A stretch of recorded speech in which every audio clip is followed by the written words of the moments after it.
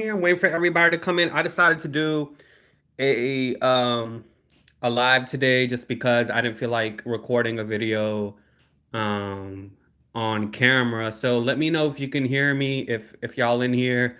And we can talk about this whole situation at the talk.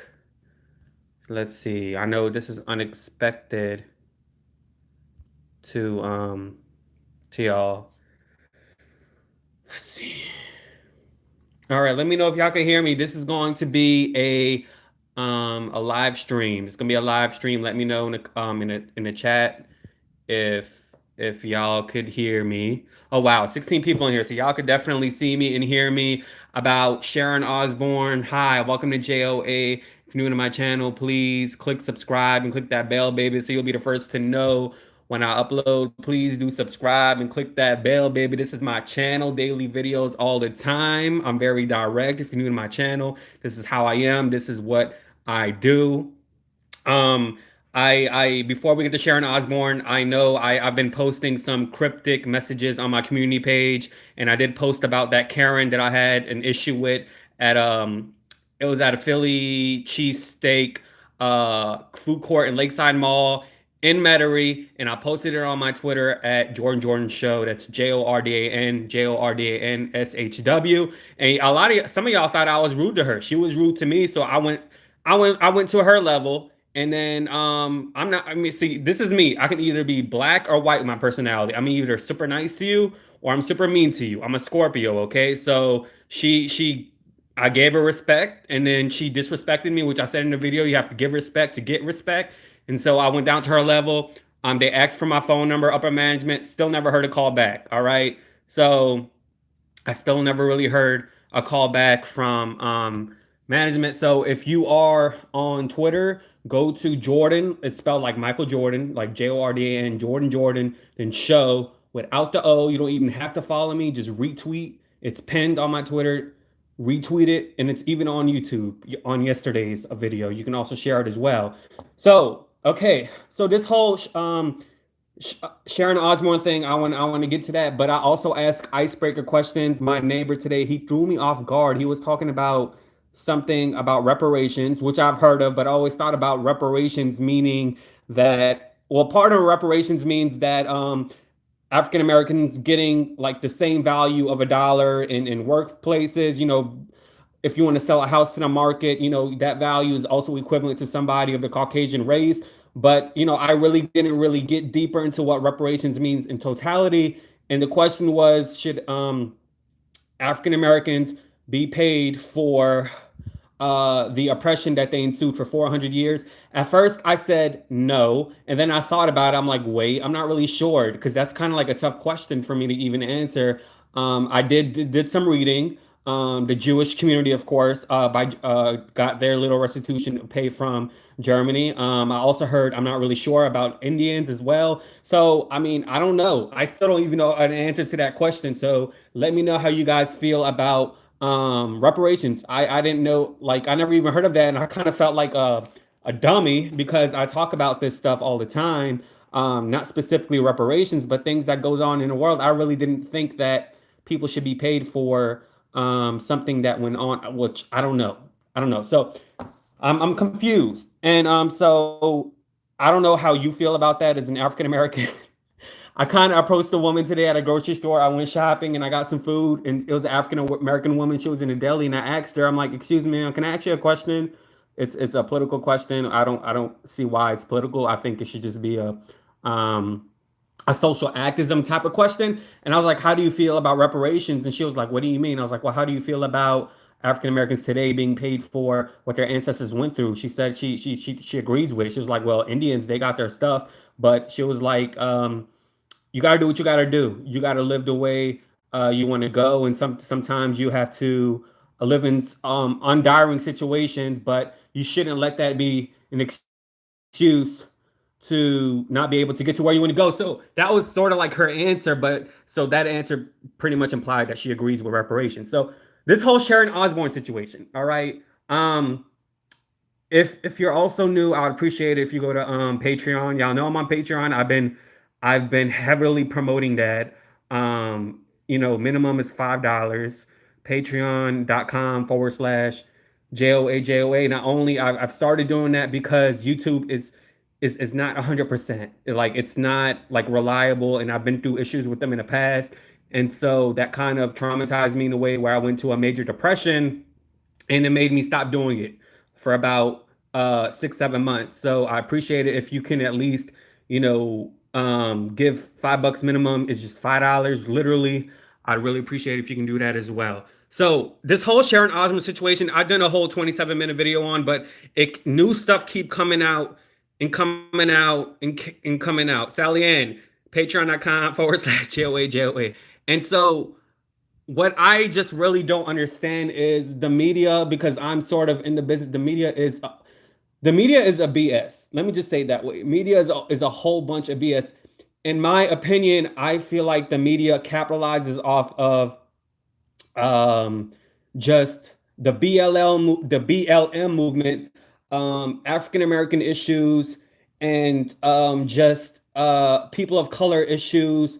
But in reality, when it comes down to the grain and it comes down to the salt, they really don't care about African American issues. They don't care about people of color issues.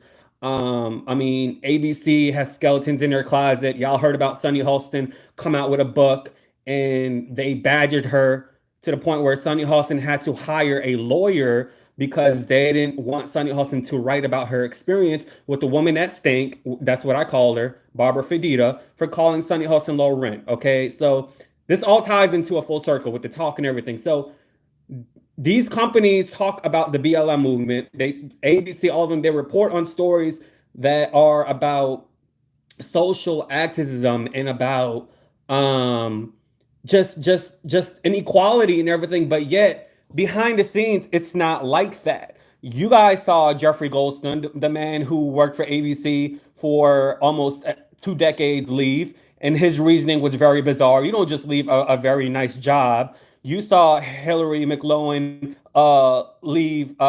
I'm sorry, y'all. I don't know what happened. I'm doing this on my phone. You saw Jeffrey Goldstein leave. Um, hey Jocelyn, ABC. And so after multiple years, right?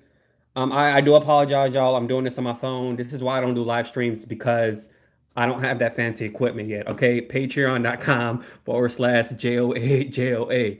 Um, you saw Jeffrey Golson, the ABC president. This is all going to tie to the talk, so give me a moment. You saw Hillary Estee McLowen, like one of the senior executives at ABC, leave, and you saw the woman Barbara Fredita, the woman that stank, who's actually been accused years before of being insensitive towards people of color. I'm trying to be careful with my words because I don't want YouTube to, censor this video.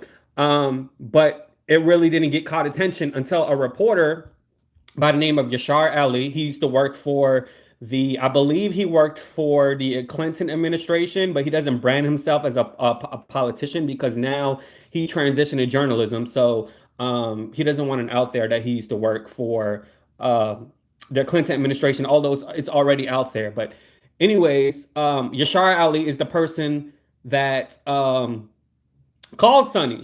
He called Sonny and said, "Hey, ABC wants to censor you for talking about your situation with Barbara Fredita, for her calling you low rent, so they want to out your book." That's when Sonny was like, baby. That's when Sonny lawyered up. You know what I mean? So in her book, she doesn't really specify who the journalist was, which is it's Yashar Ali. He's on Twitter, and who the woman was that told Sonny Holston X, Y, and Z. So here's the situation with the talk. Okay, I personally don't care that Sharon Osbourne is defending Piers Morgan. I have a problem with cancel culture. I do. I personally don't care that she defended Piers Morgan. However, I do think, and I already posted that 27-minute video, I do personally feel that she should be canceled because she has a record of treating people horribly. She has a record of being a huge, and the R word, a huge R word. I don't want to say, because being racially insensitive towards people of color, from calling, um, Julie Chen. I call her Caucasian Julie Chen, which I don't give a damn. I don't know if that's the same thing. It came out that she called her wonton and slanted eyes, and Julie Chen got that operation on her eyes so she can appear more white, so she can get jobs as a reporter, right? Um, and so she called Sarah Gilbert, the woman who played a Darlene off of Roseanne, I'm just gonna say a vagina licker, and I think she said a fish licker or something like that. She called Holly Robinson Pete and Leah Remini ghetto, and so Leah Remini, who is JLo's best friend, took a very long time, and which I'm pissed off at her about this because how are you gonna take a very long time to report on a situation that happened on the talk, which is very minor, but you were once involved in a big, gigantic cult group called Scientology. Okay, that's apples to oranges. All right, you were involved in a dangerous group called Scientology, but yet you don't want to come out and say X, Y, and Z about what happened on the talk and how this woman that has a skunk-looking daughter, Kelly Osbourne, how she was behind the scenes. That doesn't make sense to me. That doesn't make sense at all. So I was kind of mad at her that she didn't report it, but now she's speaking to that journalist Yashar Ali, and she's telling him everything that she saw, everything that she'd heard. And Yashar has this newsletter where he just spilled all the tea because he reported on CBS and the talk specifically when Caucasian Julie Chen's husband was the president of CBS for I believe like 20 years. So everybody was scared of her. And y'all got on me when I used to tell y'all that this woman, a Caucasian Julie Chen, is not how she is on TV. Okay, y'all gotta understand. Okay, I'm not new to this media game. Okay, I've been doing this since for almost 10 years now. Okay, I've been behind the scenes. I've worked at news stations and everything. A lot of these reporters that are one way on camera behind the scenes they are totally different, not all of them but some of them are. Okay, so Caucasian Julie Chen is one of them. All right, so and I've talked about her before and I talked about the talk and y'all was like JOA, like you wrong for that, blah blah blah, she's an accomplished journalist, you blah blah blah blah blah. Like, just because I'm doing this on this platform, that doesn't mean I don't know anything. Caucasian Julie Chen got her karma. Okay, she had the audacity to say that Camille Cosby should have left Bill Cosby when her Caucasian Julie Chen eye looking self stuck by her husband when he allegedly did all of those things to those women behind the scenes. You see what I mean? So, and you guys saw that email that I posted, Holly Robinson Pete, which she was on, I believe, season one of the talk. Um, Emailed Sharon Osbourne. That was before she knew that Sharon was involved or had a big involvement in her firing or being an influence in her firing. Um, there was a statement that Sharon made in that email that was a quote unquote RACIST comment that I believe from reading that she wasn't very specific. It pertained to Sharon Osbourne, and so there in that statement as well, there was comments made towards her not getting along with Julie Chen and about her pervert husband Les Moonves trying to defend his wife and also trying to get rid of Holly as well. So this is what I tell y'all all the time. All of these talk shows, they like to see that they're friends. This is why me personally, I don't believe in work friends. I just believe in going home, going to work and going home. This is me personally. I would never be on a talk panel because, baby, I'm the show right here. You only need one person. I'm the personality. Like, I don't need to yin and yang off of somebody else. I can hold a show and talk for a full hour without some type of panel or without some type of group on the side trying to backpedal off of me. And Sharon Osbourne's skunk-looking daughter on The View years ago, and I don't know why Rosie Perez didn't knock her teeth in when she said that why Donald Trump wants to ban immigration, who's going to clean your toilets? Like, the audacity to her to say that. And if I was Rosie Perez, like, I would have lost my job that day. Like, I would have lost my job that day. She looks so deformed. Okay, I know she tried to be a singer. I know she tried to enter like the singing industry and get brand development in the singing industry, but she is so untalented and her face is deformed as hell, and she is the ugly duckling. And I don't care what y'all say, but that girl is so. You know how there's people in your life that you meet and you dislike them highly, but you don't know why you dislike them, but you have this energy, this feeling, this about this person that you don't like. She is one of them. Kelly Osbourne, that deformed looking chick. You know what I mean? She's so untalented. This is what happens when you are a product of a mistress, okay? This is like a Meghan McCain situation. Meghan McCain is a product of a mistress, Sydney McCain. So Kelly Osbourne is a product of a mistress, Sharon Osbourne. She was dipping and dabbling with that man while he was married or while he was situated with somebody else. And what they say, you get him how you lose him, right? He's still cheating on her ass, and she forgave him and continuously keeps forgiving him. So when you are a product of a mistress, you release out a generational curse on the daughter or on the son that you have. I wholeheartedly believe that. Okay, look at Meghan McCain. Look how she is. Um, Her father left the first wife after coming home from being a hero, whatever you want to call him. He ain't no damn hero, and so he wanted to feel like a younger man, like he wanted to live a younger life. So he doubled down, got a mistress, Cindy McCain. She was 20 something years old. I think she was like 24, and he was like 40, like in his early mid 40s. And so the main wife, I believe her name is Sydney or Suzette, something with an S. I forgot. But when I read the story, I was like, I felt bad for her. She was shocked, like she didn't know what to say, she didn't know what to do, and they hatched this Neanderthal on TV now called Meghan McCain. So that's karma. I personally believe when you have a child out of infidelity or out of wedlock or adultery, whatever, you're going to leach out a generational curse on that child, and it's going to continuously going.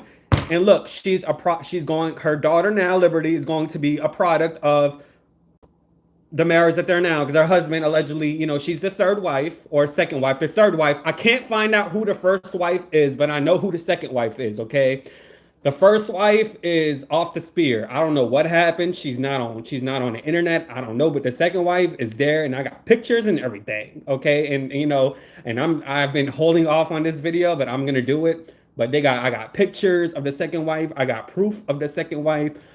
She's a former writer, and so um, I'll just say this. Remember that tweet on Twitter that Ben Dominaz posted when Twitter was like, "Oh, you should check out Meghan McCain." Remember that? And he goes, "I do not want." Did you know this man was married at that time to the second wife? Did you know that? You probably didn't. This man was married at that time.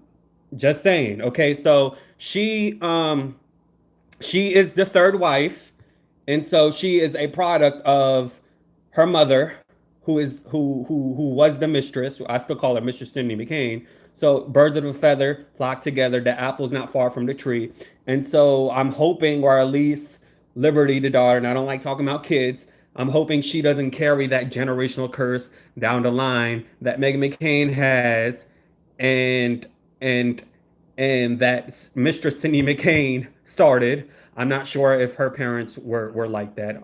Probably they were. I'm not sure. I didn't really dig deeper into that, but it's harsh. So the talk they keep talking about the situation. Sharon Osbourne says she was blindsided. I 100% believe. See, even if I don't like the person, because I don't like her, but I 100% believe she was blindsided, because in the clip when they were talking about Piers Morgan and how and when Sharon was like, "Educate me, educate me." What part of the R word is he? I don't want to say the, but what? How is he racist? How? Educate me. And Cheryl was like, he didn't say anything to that nature, but it's the implication of being insensitive towards a person of color. You see what I mean? Because you got to realize, if you go back in history with British colonialism, a lot of you know people of color, they work for free, free labor, free production. You see what I mean? Until this day, that still goes on. And with Nike, with China, this is why I don't support Nike, because they use they use Asians. They have productions in certain Asian countries where they produce these shoes for cheap and they sell them for high as hell here in America, $250 for some shoes, but yet they mispaying these workers as if they work in a prison system. You see what I mean? So this is why I don't really support. It is exhausting. That's why I had to take a break one. It's exhausting. Okay, so she said, educate me. And so Cheryl basically said it's the implication of being insensitive, towards people of color. So I think she was blindsided because I've said this before and I've done a video about this before. The Talk has been the underdog show for a very long time. The reason why The Talk won so many Emmys was because Caucasian Julie Chen was on the show and her pervert husband was the president at that time, for 20 years. So they won several Emmys because of that. This proves to you that you can buy a Grammy. Hell, Blue Ivy just won a damn Grammy. Don't come for kids, but come on now. Beyonce is her mother. I mean, what did she do? Just appear in a video and she won a Grammy. I'm not hating. I'm just implying that when you are in a position of power, money can buy you a lot of things. It can't buy you happiness, but it can buy you a lot of things. So a little girl, and I know y'all gonna come from me because I said that, but what she won a Grammy for? What The Talk won several Emmys for when their ratings is low as hell and they're a copycat of The View? Please tell me, like, for what? And so after Caucasian Julie Chen left the show, and Les Moonves stepped down or he got fired, that's it. They lost their ratings. Eve left. Uh, Caucasian Julie Chen, of course, stepped down. Um, Sarah Gilbert left. Aisha Tyler left. So I mean, it's really the uh, copycat of Lester Moonves of the show. So she's saying she was blindsided. I 100% believe she was blindsided. She wasn't 100% blindsided, but she said within her 11 years of the show, this is the first time she didn't prep for it. The producer of the show came to her several minutes before the show started and asked, hey Sharon, is it okay if we talk about your stance with Piers Morgan?" She said, "Of course. You can tell me anything. Of course. You can ask me whatever. Of course." And so when they went to commercial in the clip that I showed, you can hear her cursing and saying, "Please effing stop. Like, I don't want to talk about this anymore. Let's talk about something else." And then when commercial came back on, Sharon was like, "I said this behind the scenes of commercial and I said this on air. Please educate me. Where was Piers Morgan, being insensitive?" So, um, I think Piers Morgan is a creep. Okay, I think this was kind of like his lottery ticket. You know how old men are; they're like young women. So this is probably his first time in his life that he thought he can even get remotely close to a beautiful woman in his life. They met at a bar. He followed her on Twitter. She was an actress on Suits, Meghan Markle. She said, "I'm a fan," which is BS. I don't think she was a fan, but you know how it is when you're trying to come up in the industry and you that good looking like she is. Like a lot of these females and men too, they use their good lookingness to excel in the industry. So they met at a pub. They met at a pub, okay?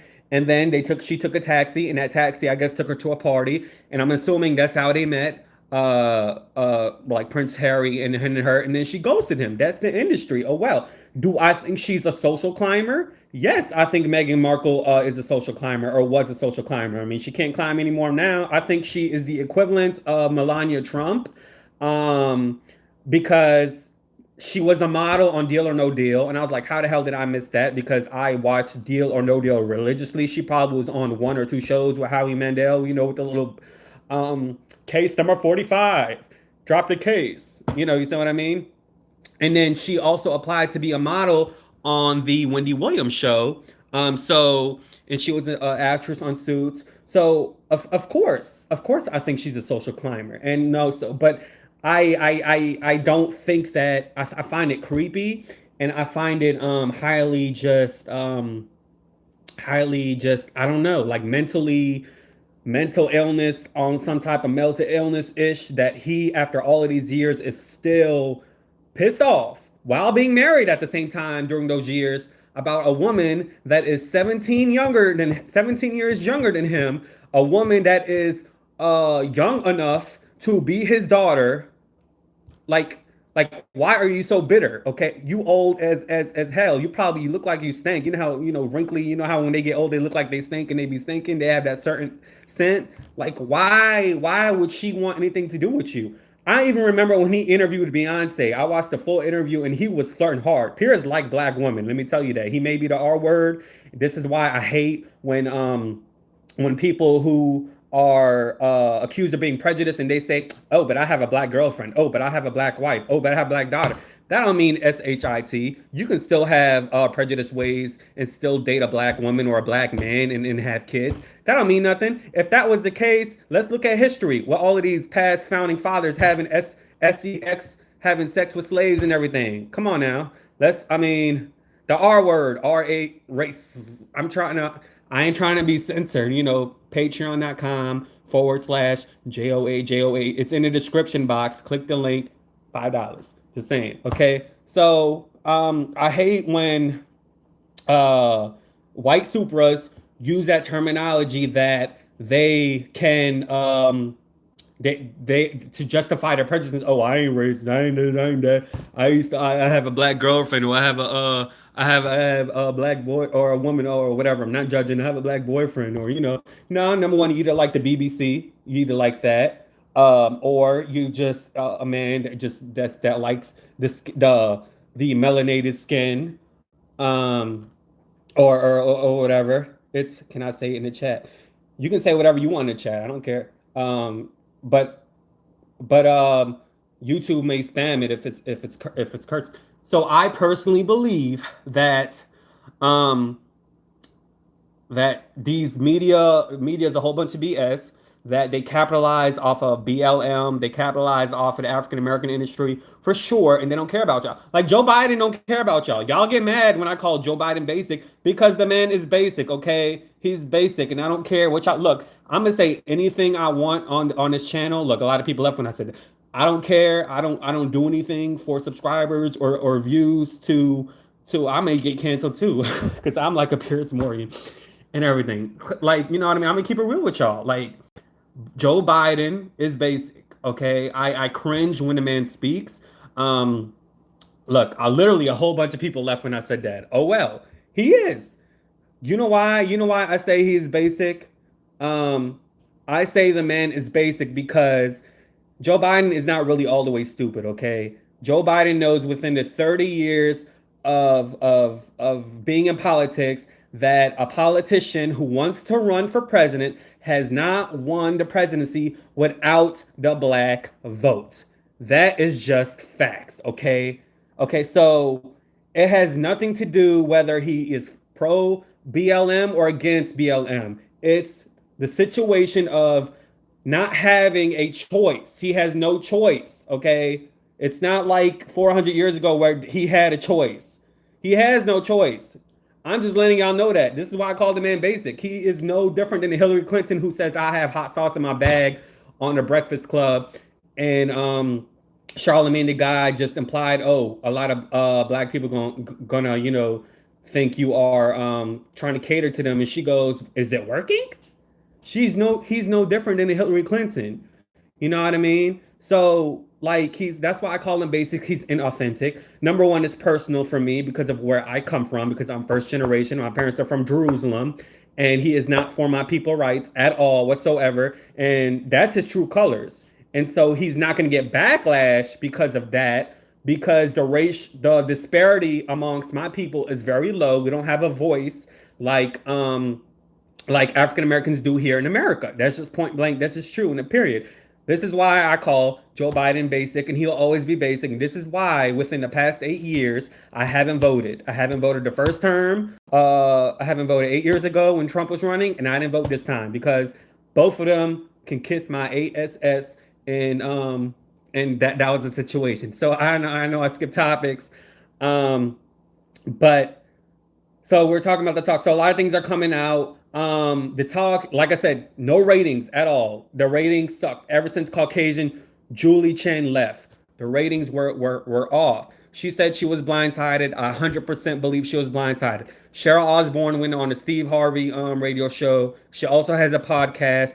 And so I 100% believe that,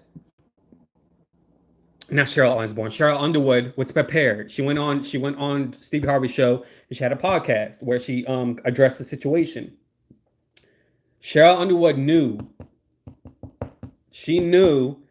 that they were going to talk about this. The producers at the talk, the executives at the talk, y'all gotta understand, when you are in the media industry, a lot of these shows, they are assigned a different producer. It's not like one producer for all hosts. No, these shows, they got money.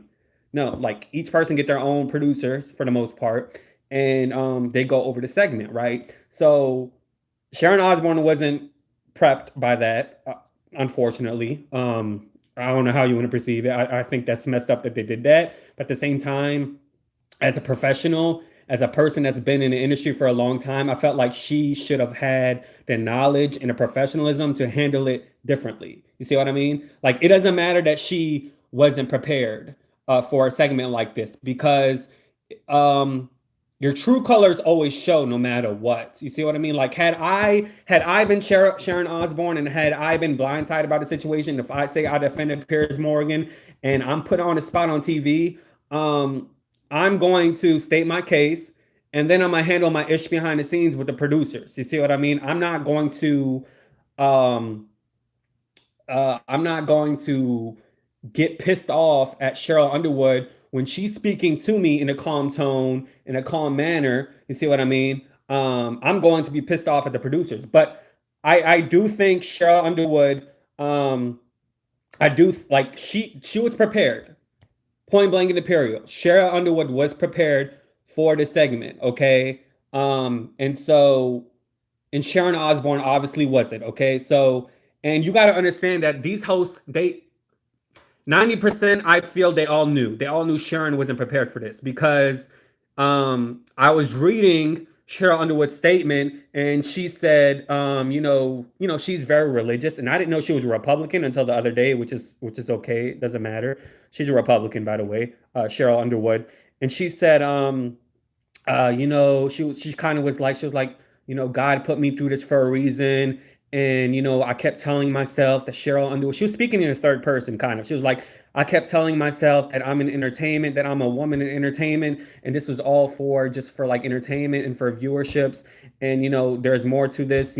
I've been friends with Sharon Osbourne for so many years, and we'll get through this. She was speaking sort of like that. I'm paraphrasing. So that's why I feel like 90%, I feel like um, they knew that uh, Sharon Osbourne was blindsided by this whole situation, which is why I feel all the time, and I say this all the time, I don't believe in being friends with coworkers. I don't. Like, I'm not going to be your friend, okay?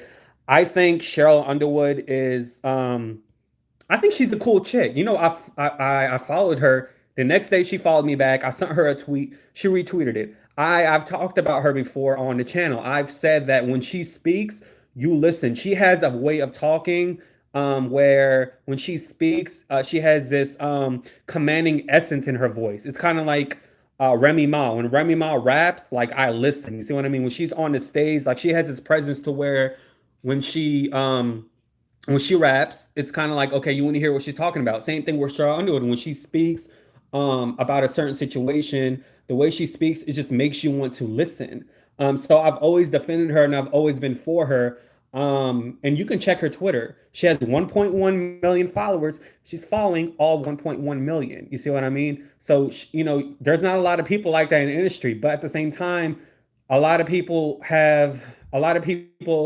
are human. They're not perfect. So I don't want to believe that she knew that Sharon Osbourne was blindsided, but at the same time, I think she knew, because when I read her statement about saying it's entertainment, we're woman, X, Y, and Z, I'm like, okay, well, it looks like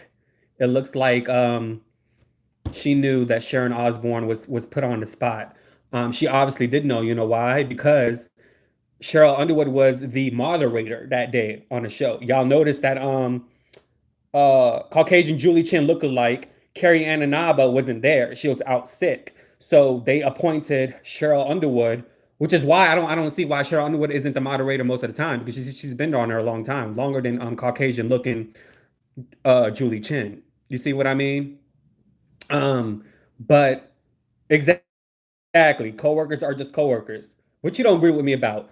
So, Blindsided. This is why, in a way, what the producers did at CBS is exactly what these reality shows like an American Idol, America's Got Talent, do when they do these auditions of people who can't really sing, but they just do it for ratings. They did that on purpose. You see what I mean? So they got what they wanted. They got the ratings, but of course, they got harsher energy to it, an investigation, co-hosts that probably don't like each other more than they didn't like each other before. And so they were trying to do what The View does, and they were trying to talk about social activism. They were trying to, put the host against one another. And so the difference between The Talk and The View is, I personally feel The View has been on for like 25 years, and they're very smart with how they do it. It's no different than The Talk, but the way they strategize is the same. They know Meghan McCain is neurotic. They know that talking about Republicans will get on her nerves. So they don't need to blindside a Meghan McCain or a host for them to go at it. They know who Meghan McCain is. The View is smart. They know they really don't need to do much for her to get pissed off. Okay. Um, she has a husband that writes her talking points. She has a husband that brainwashes her. And so low self-esteem, insecurity, marry that man, when he says I don't want her on Twitter, like how can you marry somebody that specifically verbally or I don't know what you want to call it, written, like, to me that's kind of like, that's equivalent to like physically or emotionally or verbally, just like, being mean to somebody. It's kind of like why would you marry somebody that wrote that on Twitter? Number one, why would you marry somebody that has multiple marriages?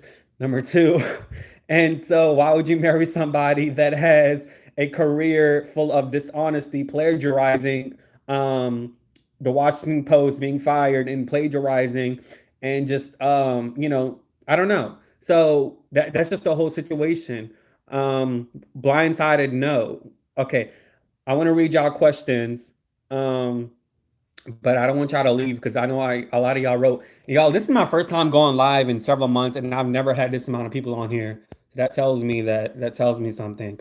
But this is why I told y'all about Patreon, patreon.com/JOA, because there's things on there that I can say without having to suffer from getting this video, like, I don't know, getting a message from YouTube, or having my video just, I don't know, censored or something. This is why I'm also doing that as well. So I would appreciate it if y'all do go on patreon.com/JOA. There's going to be perks. There's going to be giveaways, like a money giveaway for 3 to 4 people, $100 for like 3, 4 people each. So it's not like I'm just doing this essentially for money. I'm doing it because it's another platform. It's a platform where I don't have to worry about saying certain things, because YouTube is trying to become like television. Okay, I don't know if y'all noticed, but they faced a big $1 million issue where they had to give money. See what I mean? So, oh, I appreciate it. Thank you. Um, so the talk, of course, they they delayed their hiatus until Tuesday of next week, and I personally think that they need to get rid of Sharon Osbourne, because there's multiple instances.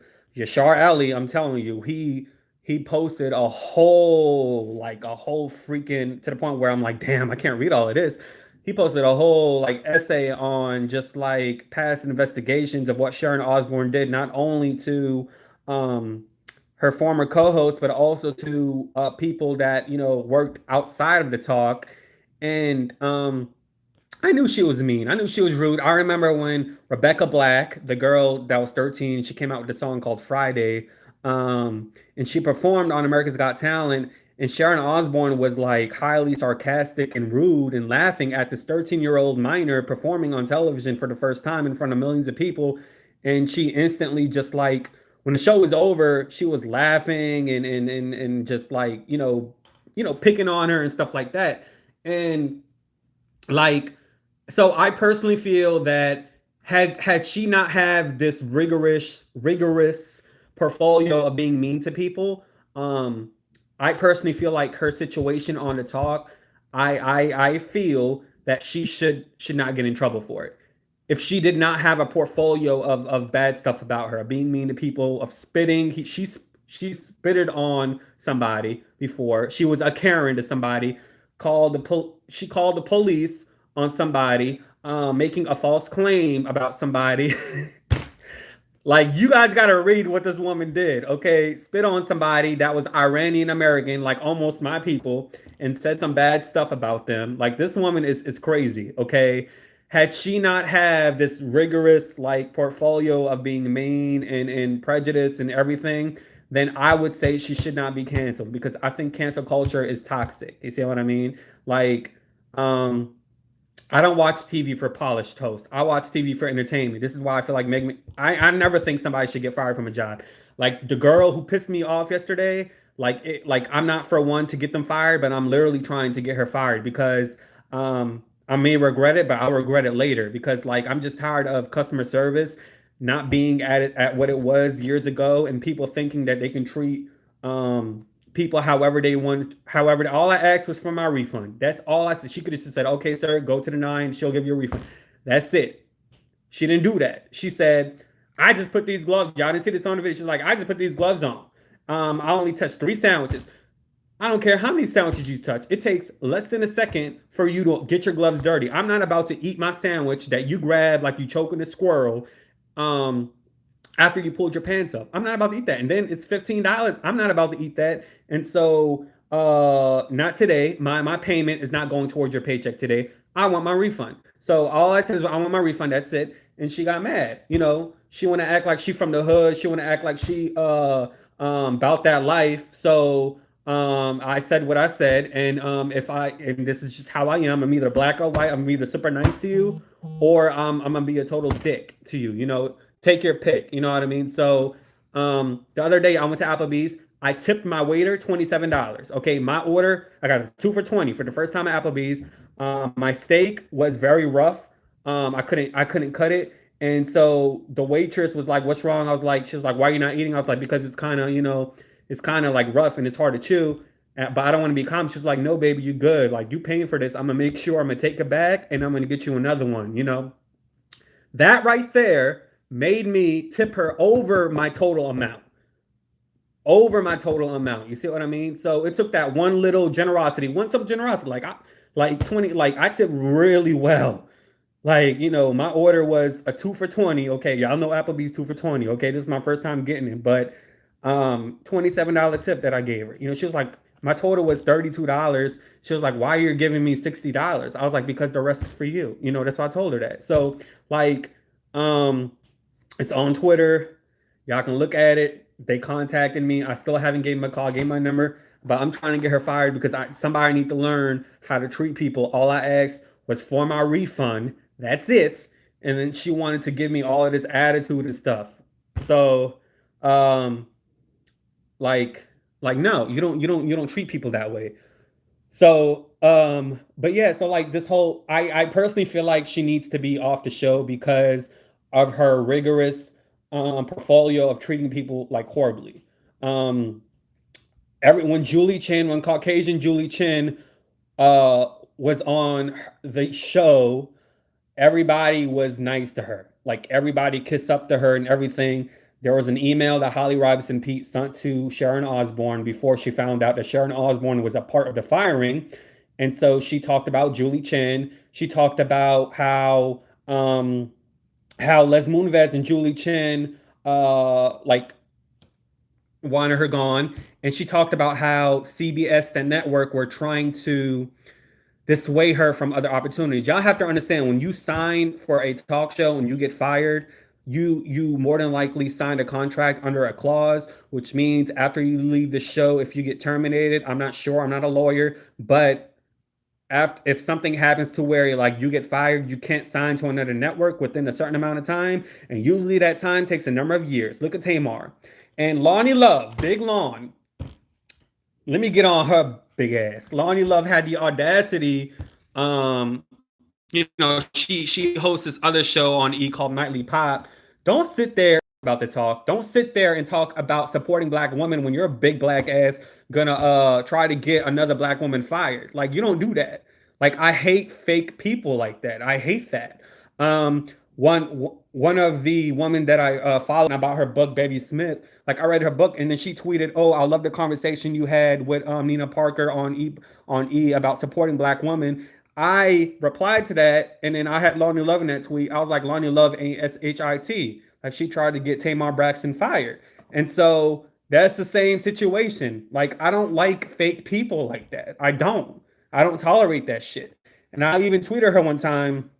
I was like, I guess this was me playing being manipulative, but I was like, Lonnie Love, we should hash it out, kind of like how Nene hashed it out with Wendy and everything. This is what this big buffoon did. She went on my YouTube page and she saw that I posted a food, like I posted a meal that I ate with pasta and everything. And then she went on Twitter and she wrote, make sure you go out and vote and learn how to season your food. You see what I mean? Because I told y'all I wasn't gonna vote, and then I posted my meal on my community tab page on YouTube and everything. And then she saw it. And so she posted that on Twitter. So like I don't like her. I think karma got her in the ass to where she can't propel in her career even more. I believe in karma. She sunk out that bad energy to to Tamar Braxton because Lonnie Love wanted to be the ghetto girl of the show. She's not talented. She's not talented at all. I've watched her specials on YouTube. She's not funny. I don't know how she went on Star Search and won first place. Maybe because DL Tyrese was the judge. I don't know, but I don't know how she won or something because the woman is not funny. She's untalented.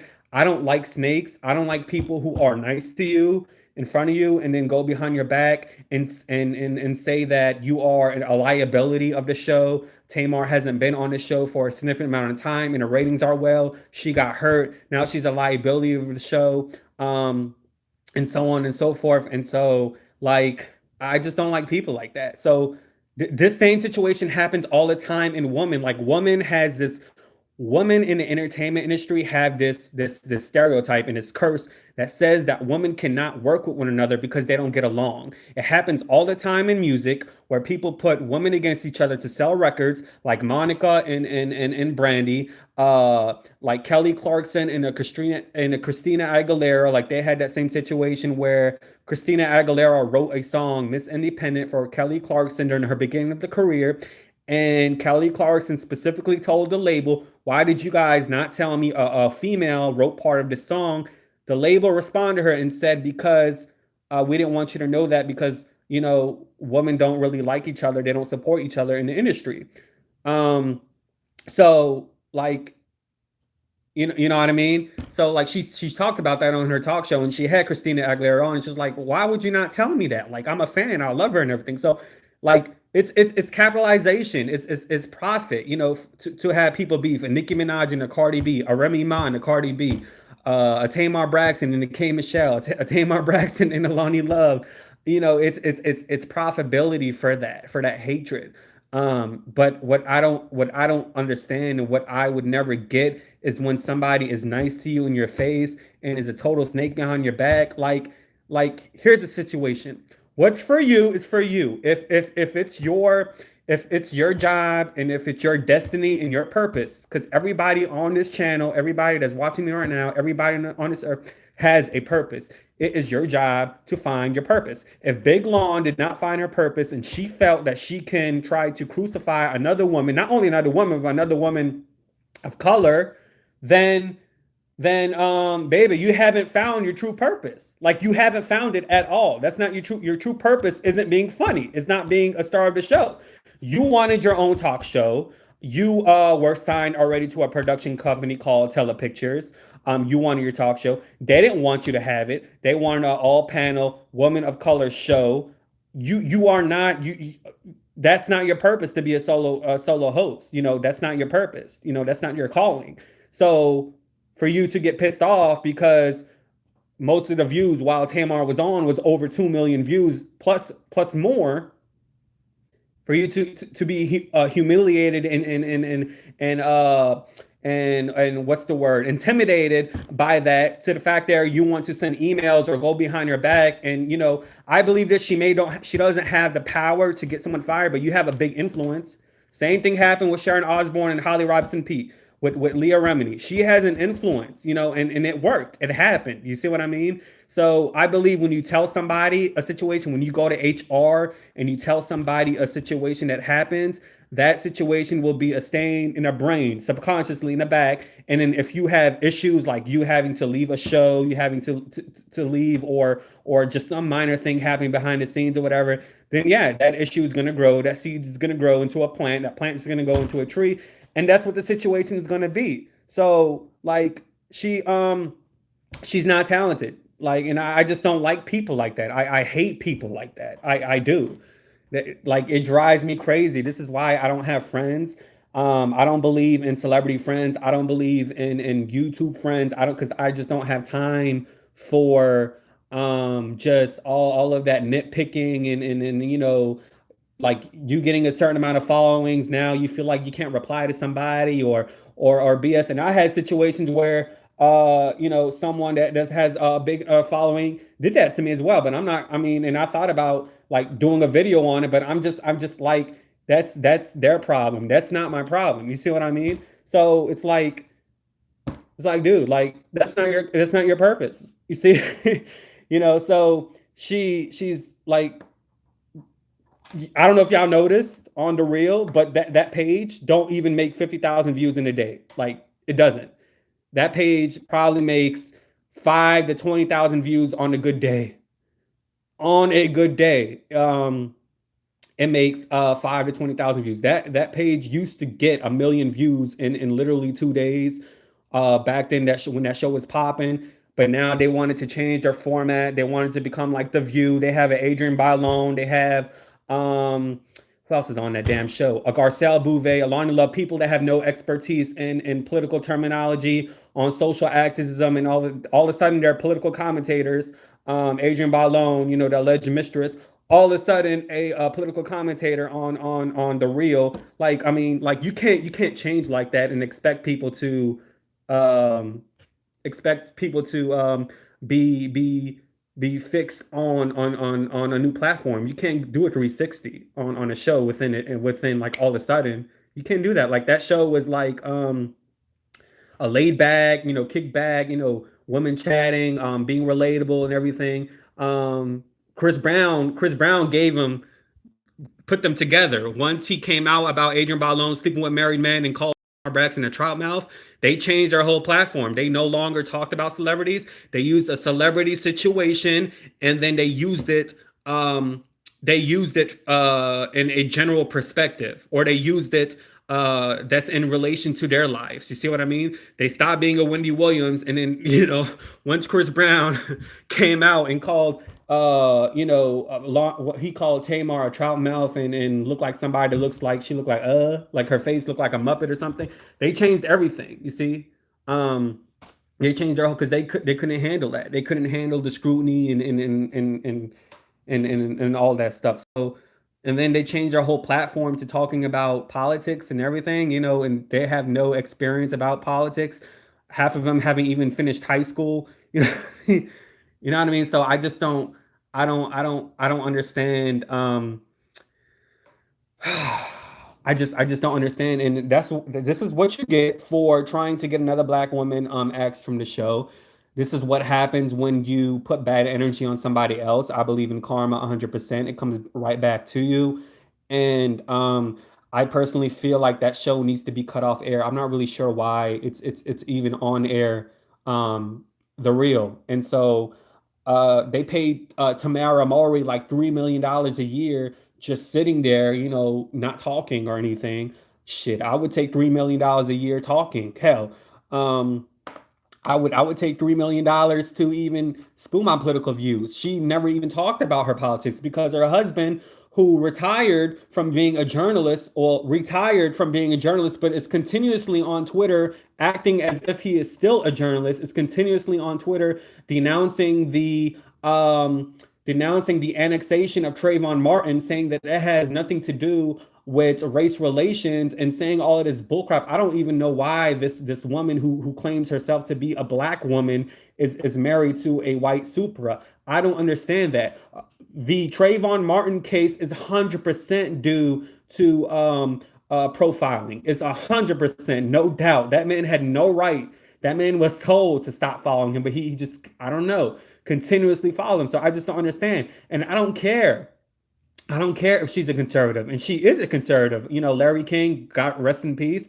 She was on a show with Tamara, and so Tia Mowry specifically said that she supports President Obama. Tamara Mowry specifically said she supports any man that's in the White House or any president that's in the White House. So that's media talk. That's media training talk for saying I'm a conservative or I lean right. You know, she's smart. She didn't say I'm conservative. She said I support any person in the White House. So, but I mean, that don't make sense. You know, you could be a Republican and still be for the BLM movement, or still to acknowledge racial disputes, or killing of an African American because of the color of their skin. You can still be a conservative or a moderate and admit that, but I just don't understand. She's insecure. That's why. And I hate to talk about her because I'm a huge fan. I love the show Sister Sister. Like, I love Twitches. I love 17 again. Like, I love the family. And I think they're talented. So I hate to talk about her, but I mean, like, nobody's off limits. She's insecure. She lost her virginity unbiblically to that man. Okay. That man left her for a year. She's sitting there calling him, and then Tia's like, "Who you calling?" Adam, Adam, Adam. Like, that man is God to her. Okay, he is God, like God, God. Oh, holy night, like he is God to her. Like, he can do no wrong, no wrong. Kind of like how Ben Dominez can do no wrong. Like, she has low self esteem, and so this is what happens to a lot of people when they are like religious and they lived a sheltered life, and they come to a point where they want to dabble in sin and they get desperate instead of like sticking to their roots.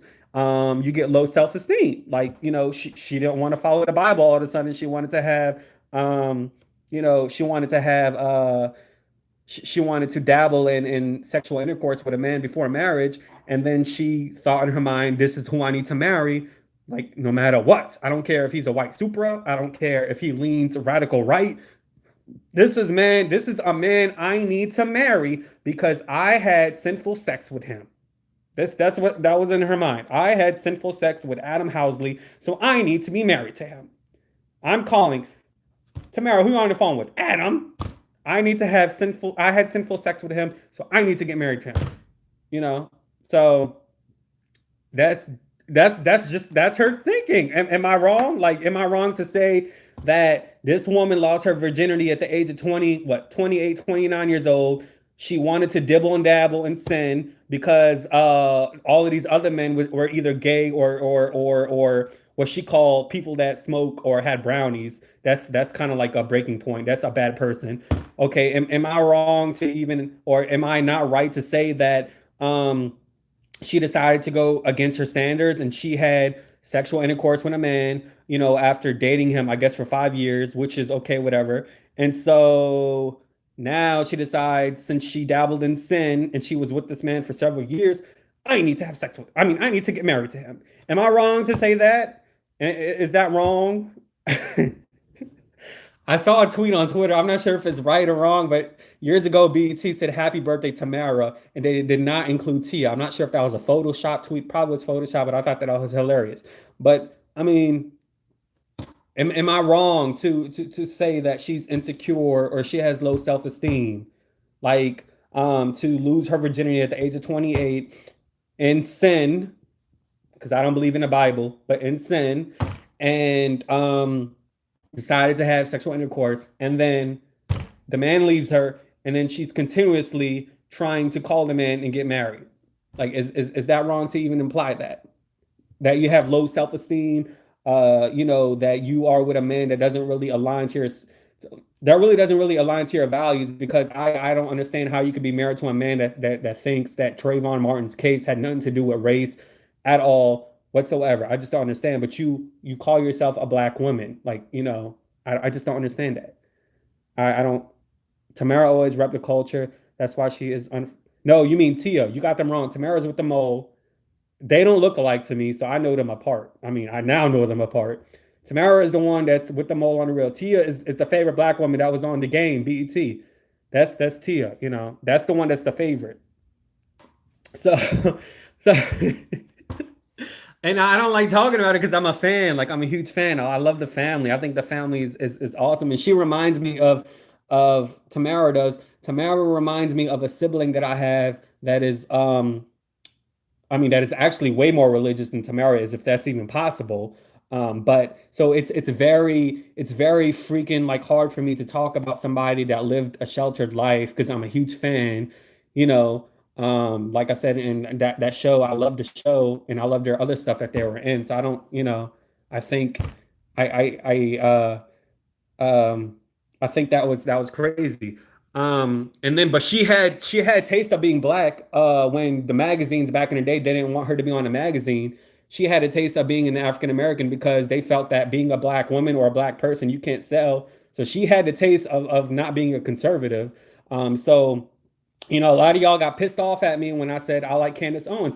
That's because at first I wanted to support a sister. That's it. I wanted to support a black woman that's on TV, that's making it. Some of the things I'm like, okay, it could sort of make sense. And then once I really delved into watching her interviews about her saying about stuff about the Muslim community and her saying certain things about the LGBT community, that stuff that she really don't really have knowledge about, especially towards my people. I was like, okay, I can't really deal with somebody that has that train of thought. But a lot of y'all unsubscribed. A lot of y'all got pissed off at me because I said something to the effect of like I like Candace Owens, and stuff like that. And now Candace Owens is suing Cardi B because Cardi B retweeted or posted a tweet saying that Candace Owens' brother wanted to have sexual relations with Candace Owens' husband. And so this woman is Candace Owens is a troll because she has a talk show coming out from the Daily Wire. It's like a right wing media company.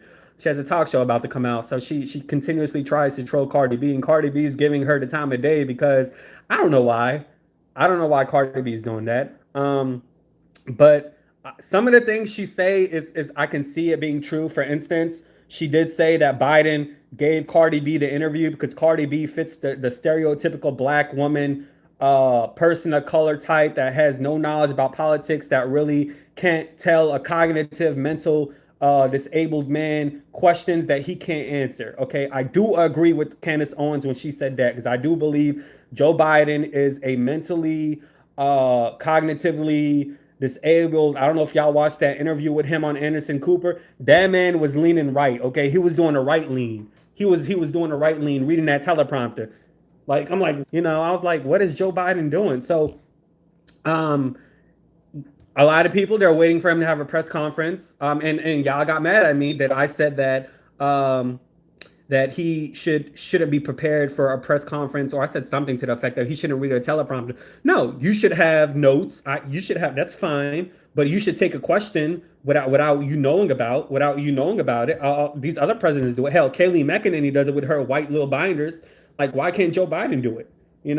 So Candace Owens had a point. Like, he wanted out of all people, he chose Cardi B to have an interview because he knew Cardi B can't speak English for shit. She's not articulate. She knows nothing about politics. She's a stripper, and that's it. He had an interview with Charlemagne the God. Okay, that's a little bit better. And he lied when he said that if you vote for Trump, well, when he said you vote for Trump, if you vote for Trump, you ain't black. He lied and said that Charlemagne was badgering him with questions. No, them credits were rolling. The interview was about to finish. You said that on your own. You said that ish on your own. This is why I think that Joe Biden is basic as fuck. Okay? Because he knows that he has no other choice but to cater to the people of color of America and Black America because he knows that factually he cannot win without having the support from the Black community. That's just facts. You see what I mean? If he was truly not prejudiced, truly authentic to everybody of every race, every nationality, the he would have spoke about my people. The problem with the media and why I think the media is full of shit is because when you speak about, and I don't care if this YouTube thing gets, if you speak about my people rights overseas, you're automatically um, called anti-Semitic. And I wish people would look up the definition of anti-Semitism. It does not mean speaking about Palestinian rights. That's not what anti-Semitism is. This is why Dr. Lamont Hill, a professor at Temple University that was a former commentator at CNN, got fired because he did an hour and 30-minute seminar at some college, and they took that one little sentence that he said about free Palestine from sea to shining sea, and all of a sudden CNN fired him. Okay, so this is why I don't lean left, I don't lean right, I lean to fairness. You know, I'm not for party, I'm for policy. I'm about fairness, okay? Like this is why I believe that Joe Biden is full of shit, and I wouldn't be mad if he steps down and have dementia like Barbara Walters allegedly have and gets in a wheelchair and Kamala Harris can take over. I won't be mad at all whatsoever because that probably gonna happen. Okay, I can't sit here and call somebody overseas that lives in a great freaking house without them getting their electricity cut off or without their phone lines getting cut off because of the apartheid that they live in. I can't. But they don't want to talk about that in the media because it's not. It's they don't want the truth. Okay, this is why the media is full of shit. That's what I'm saying. So like they don't want to talk about that. Okay, they don't.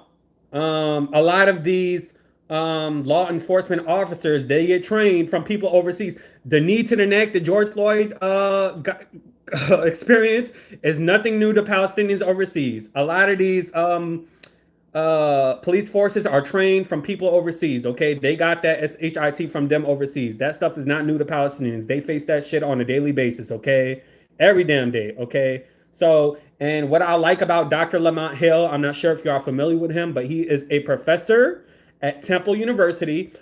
He teaches media studies. Although when he did that interview with Candace Owens, he was stuttering, and Candace Owens made him look bad. Y'all have to watch that. But I love him. He has a book out that talks about Palestine and what they go through and so on and so forth. And I would always, I no matter what, I have respect for him.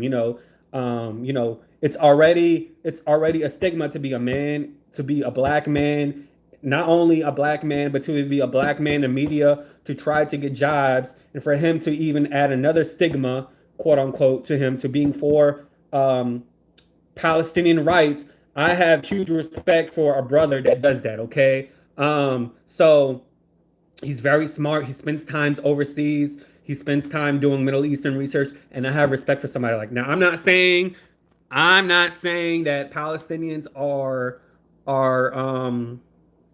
are angels. What I'm saying is people that do sin like you and I deserve to live like humans. They shouldn't be treated like some cockroach on the ground, okay? Like human beings like you and I watching should be treated like humans. They shouldn't be mistreated. They shouldn't have limited electricity. They shouldn't have limited goods. They shouldn't be persecuted for falling in love with women across the border and being told that they can't get married, they can't fall in love because it's illegal. They shouldn't have limited education. They shouldn't be persecuted just because they are from Gaza or from Palestinian territory versus Israeli territory. They shouldn't be like that, okay? Like they are repeating the same situation that Adolf Hitler was doing to the Holocaust, and I don't care. Look, this is a situation, okay? Nick Cannon had to apologize, okay? What he said, and Meghan McCain spoke about that today on The View. I don't know why this woman, this is why I hate her, and this is why I talk shit about her all the time. So I'm kind of like a Piers Morgan. No, I don't like her. This woman thinks she is Jewish. I don't understand why this woman thinks she is a Zionist. This woman is a golden spoon rat that was catered to butlers and nannies and living the ever essence of freaking Gucci, Prada, filet mignons, BS. Okay, why the hell does this woman feel like she caters to middle America? Why does this woman feels like she even caters to people who are pro-Trump, but yet they live on welfare, but yet they have an M16 in their house, but yet they are on disability when they aren't disabled, but yet they are on food stamps because the Caucasian race are factually statistically the highest race percentage wise that are on food stamps, but yet they want to talk about people of color, and yet they want to talk about socialism when being on food stamps is a socialism aspect.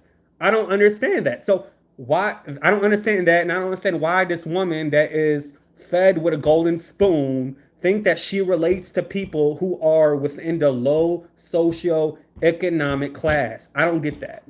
I don't understand that. You don't, okay? You don't. You're a liar, just like your mother, Mistress Cindy McCain. Like, you don't relate to people that have to sleep on the floor, that have to live paycheck to paycheck, that have to rely or pray to rely on a stimulus check. You don't rely on that. No, I don't remove people. Anybody can speak whatever they want to speak on. I'm doing it. They can do it as well. Um, I just don't understand why she feels like she caters to middle America. I'm from Arizona. I know what goes on the border. No, but you don't know what goes on the border at all. Dude, like I don't get this woman. And so she thinks that Nick Cannon, she was like, oh, I admire that he had these rabbis on and blah yada yada yada yada yada. But I think anti-Semitism is on a high. All that BS, all of that anti-Semitism talk is a bunch of bullshit. Okay, it's a bunch of propaganda. Okay, I'm just letting you know, and this is why I'll probably not never get a job on TV because um, y'all want to talk about anti-Semitism, but y'all don't want to talk about the shit that goes on with Palestinians overseas. Okay, y'all don't want to talk about the government that is not the people. It's not the people that's doing this. Okay, that's treating for the most part. It's the government, okay? It's freaking Benjamin Tatanahu, his dumbass, whatever hell. I don't know how to say his last name. I don't care. It's him, okay? It's not the people like you and I, okay? I literally met somebody the other day that I questioned. I asked him where he was from.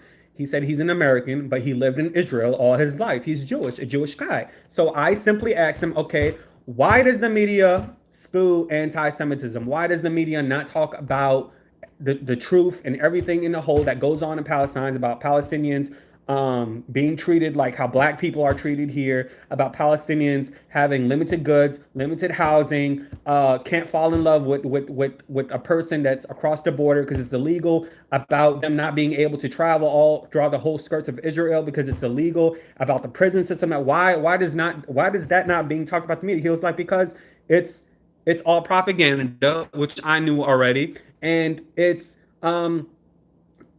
something that sells. Negativity sells in the media, which I knew. And so then I look at him and I tell him, well, do you know you're talking to a Palestinian? Well, he goes, I didn't know if you're a Palestinian. He says, but your voice, I can hear it in your voice that you're probably within Middle Eastern descent, which I thought was odd because I don't have an Arabic accent. I don't know. Y'all tell me. That was the first time I ever got that. But so um, he followed me, like, so that's how I went to get some food, my fat ass. I went to go get a pizza, a DiGiorno's pizza. And then so when we had that discussion, I told him, so like, why did you follow me? He was security. He was like, oh, because I wanted some pizza. I was like, you know what? I'll pay for your pizza.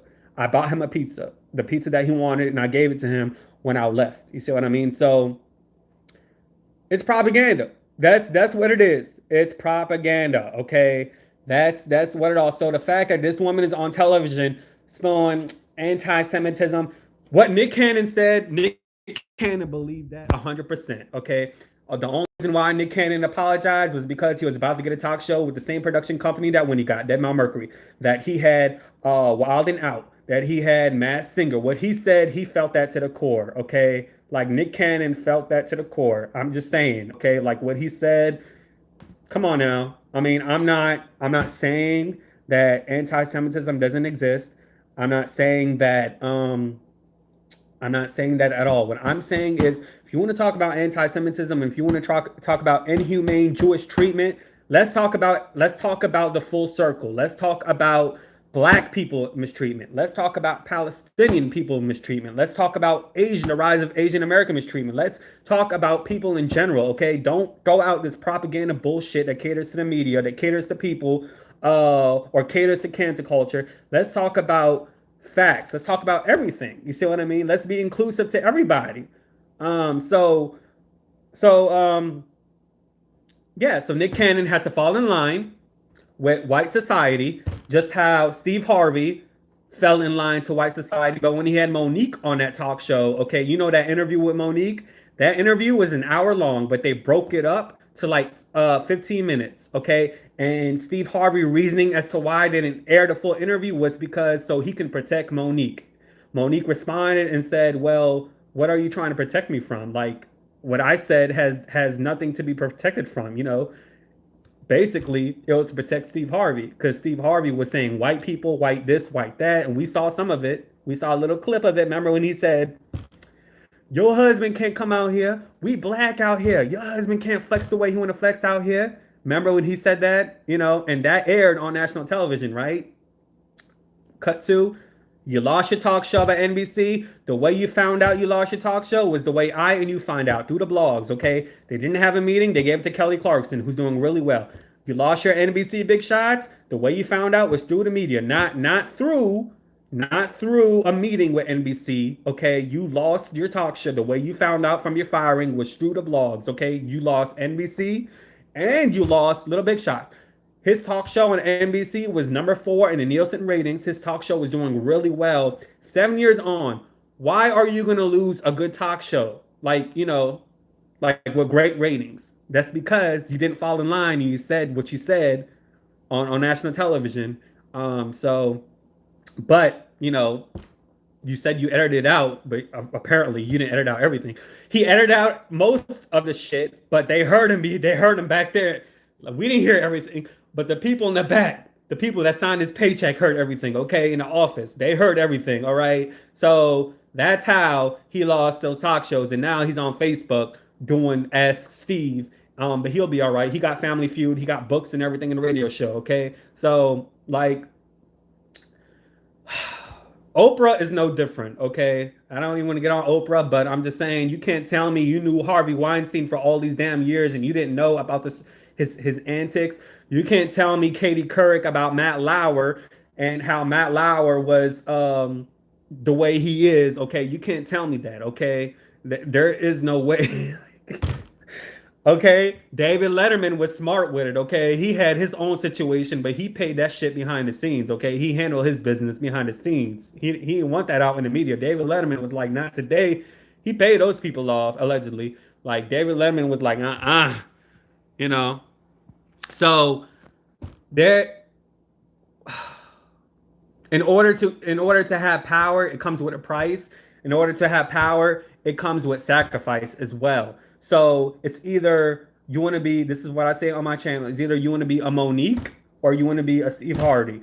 Either you want the integrity game become first before the money game, or you want to shut your mouth and have fall in line with the system that we have today, the politically correct system now, because we have laws for discrimination. So I call it politically correct because they can still act the way they want to act, but they can. There's more than one ways to peel a snake, right? So there's more than one ways to continue with your prejudiceness and continue whatever you want to do and get to where you want to go. Correct? So like, and it sucks at the age of 28 years old, who when I did that interview with Dr. Black, I don't know if y'all watched it, the woman who was in Pennsylvania that asked Donald Trump to his face specifically about pre-existing conditions.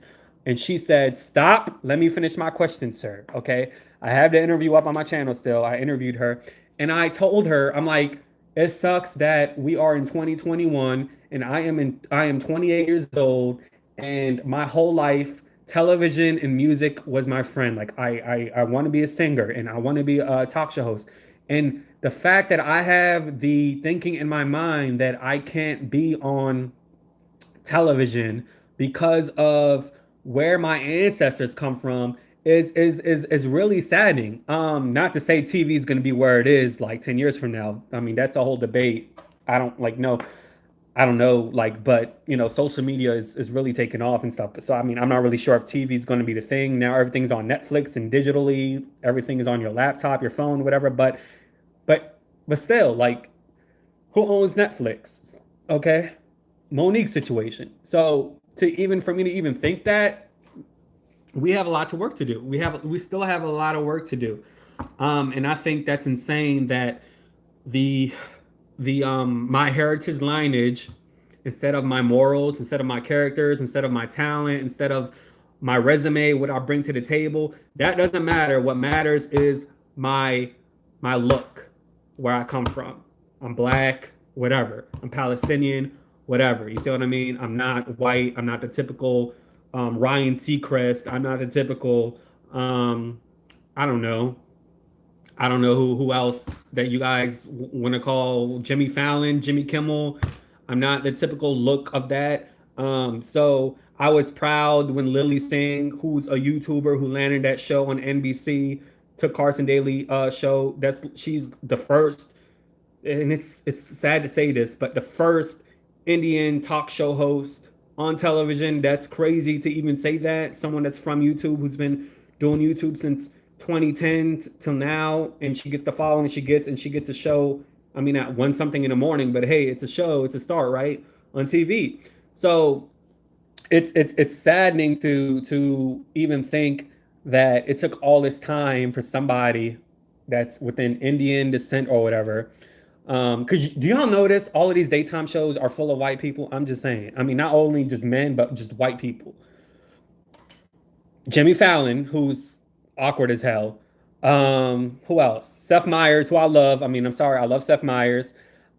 Seth Meyers is better than me though. Like when Meghan McCain's husband read him on Twitter, I mean, of course, Seth Meyers is above Meghan McCain's husband. Like literally, even Meghan McCain's above her husband. Like that's just point blank. But he's better than me. Like for not even to respond, because how to respond? I'm like I probably would have respond. Especially if you're taking a dig at someone's sexuality and how they got to where they are. You dumbass. Meghan McCain interned for SNL, and she worked under Seth Meyers. Like, come on now, like, dude, like, okay, who else? Um, Carson Daly, but that was a long time ago. And the other fat man that's not funny, I don't remember his name. The fat comedian that was on America's Got Talent that allegedly said some stuff about Gabrielle Union. What is his name? He used to be a talk show host, but he's no longer a talk show host. Somebody tell me in the comments. What is his name? What is his name? Before Jimmy Fallon, there was y'all help me. Come on. What was his name? What was his name? Who's the guy? Oh, thank you. I love you too. No, not James Corden. No, the American host, the American TV host before Jimmy Fallon, before the Tonight Show. No, Carson Daly. Oh my God. What was him? Jay Leno. Him. Thank you. Like he's not funny. No, Simon Cowell ain't no talk show host. Yes, Jay Leno. Like all of these. There's not, I mean, there's not like African American or person of color host. We don't have the Arsenio Halls anymore. We don't have the Montel Williams. We don't have. Am I missing anybody else? Like we don't have a lot of these daytime, people on television, and so I don't like. There's this debate that TV is no longer going to be there within 10 years from now. It's not going to be as popular. It's I like Trevor Noah as well. Trevor Noah. So I mean, I don't know. I really don't know if that's going to be the dynamic of television years from now. If what's it call it? If social media takes over, then which I don't know. I don't know. I think digital like Hulu, Netflix, all of that is going to come popular. I'm not sure where YouTube is. I mean, YouTube is great too, but in terms of like popularity, um, I'm not really sure.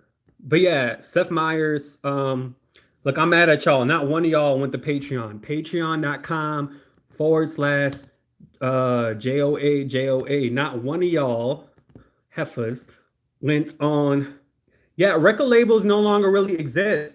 Dude, before Justin Bieber got famous, I used to watch Justin Bieber do covers on YouTube, singing Alicia Keys, "If I Ain't Got You." Like I used to watch this dude do covers on YouTube before Justin Timberlake and Usher reached out to him. Like I used to watch him like on YouTube all the time, do covers. I used to also watch Ariana Grande, but she was on the Nickelodeon show, so technically she was on TV. But Justin Bieber, no, I don't know. I haven't met him. I haven't been to a concert in my life. Justin Bieber, I used to watch his covers because singing, like I love singing as well, and I used to watch different people cover different songs. So like yeah, record labels like literally if you have the talent or if you have like talent and some looks and stuff like that, yeah, like you don't need to search for record labels anymore. Um, what's it called? Let's see. Like, you really don't need to look for record labels. Um, since like I used to sing privately alone. Like when I was 9 years old, when I was alone, I used to walk around a neighborhood, and I used to sing. I don't like saying his name, but R. Kelly. Like I knew I had a voice, but then high school, I was scared to sing in front of people, like nervous. But I did theater in high school. I said, fuck it, I need to do something. I did theater in high school one time. I was David Copperfield.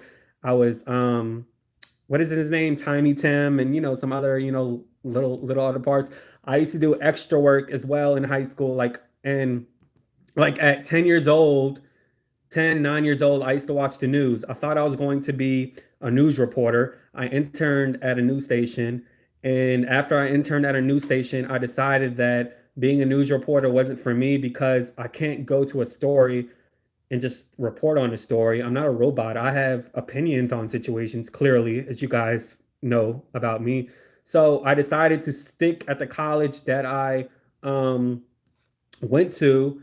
And because the internship I was doing, that was going to make me transfer to another school. I was in college just doing my prereqs, and then I was like, you know what, Jordan, I'm going to intern at a news station. If I like it, I'm going to transfer to a college. It's Southeastern University. This is where Robin Roberts went. Roberts, the woman that staying Barbara Fredita called it a racial slur. She went to Southeastern University in Hammond, Louisiana. So I was going to go there because they have a great journalism program. But doing that internship, I didn't like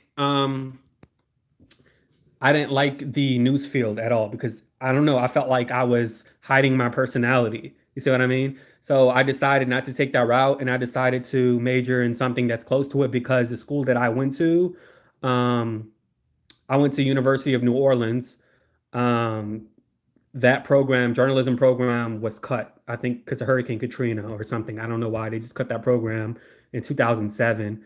So I decided to intern in a business field. I studied marketing, and I used my college years to try to intern at a radio station. Um, and I had like a few instances where I had opportunities. One person,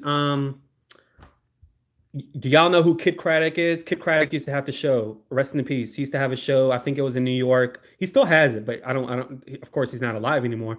Um, I was going to be hired to do the board operators locally for his show. Of course, it's in New York, but his show is on a national scale. I was going to be hired to do the board ops. So when you listen to it in your car, the audio could sound like great. But that job was at 5 a.m. and I have class at like 10 in the morning. It was like, well, you can do it part-time. I was like, eh. So I didn't take it. I didn't do it. And then I applied twice, and I denied it two times. So when I was finally like free and able to try it out, that same guy just lost faith in me. Like he didn't want to hire me. I'm not about to go to work at 5 a.m. like and leave at 10 and then go rush to school. So you could do it part-time, but I just didn't do it. I guess he felt that maybe I didn't have the tenacity or the will, which I did. It's just I'm not about to do that. So he didn't hire me. He didn't hire me.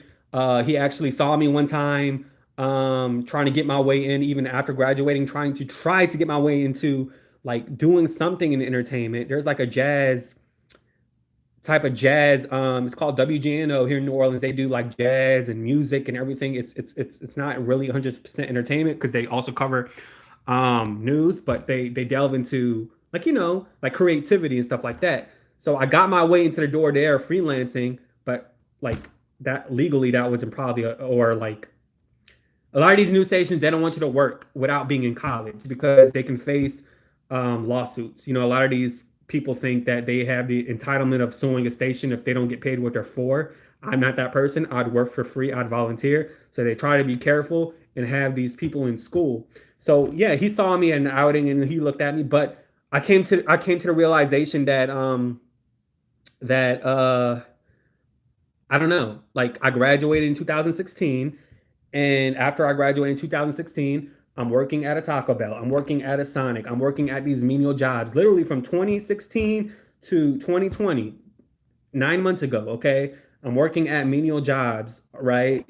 And I'm having a dream of being in media and television, but it's not working for me. So that's when YouTube. I was like, you know what? Give me do my YouTube stuff again and see what happens. Um, because I'm not entitled. Just because everybody has a college degree, just because I has a college degree, like I didn't want to work in corporate America.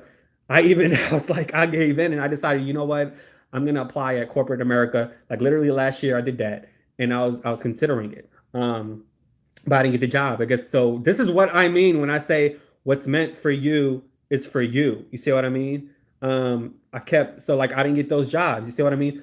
But literally before the pandemic, I got interviewed at a popular TV station here. Hoda Kotb used to be a news anchor here. It's called WWL TV, Channel 4. Hoda Kotb was an anchor here as well in New Orleans. Um, so, and I got an interview, like literally out the blue, like because I believe in law of attraction. I don't listen to that garbage music on the radio. I listen to positive affirmations sometimes in my car and even when I wake up. Because I believe when you first wake up, whatever you hear or whatever you listen to, that affects your whole day. So I try, at least when I can. 7 months later, 7 months ago, I applied for this job. All of a sudden, I get a call saying, "Hey, would you like to come and interview at Channel?" I'm like, yeah.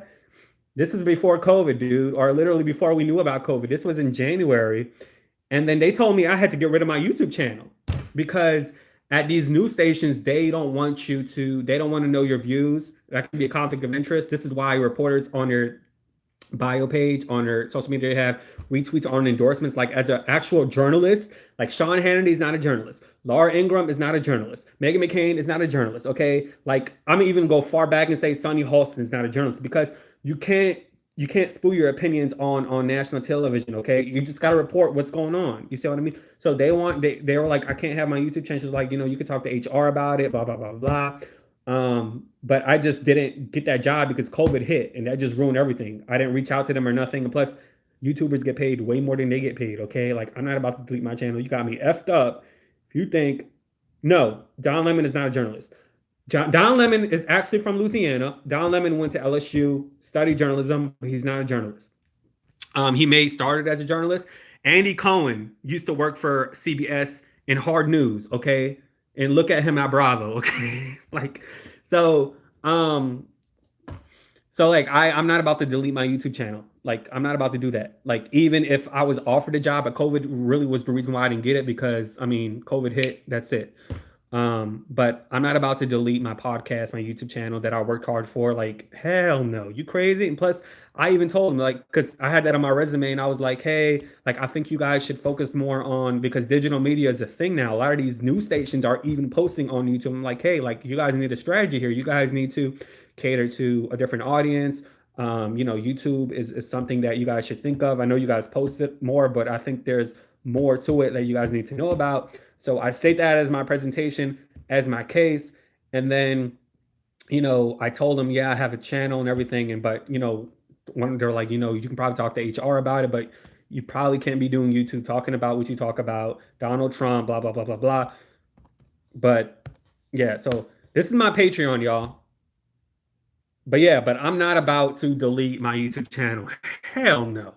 So now I'm blessed. I know like I complain a lot, but I'm human, but I'm blessed that social media um has been established because without social media, I would still be trying to. Y'all don't understand the struggle, okay, that I've been through, that I'm going through. Like, y'all just. That's my Patreon. I appreciate it. $5. Come on, I don't.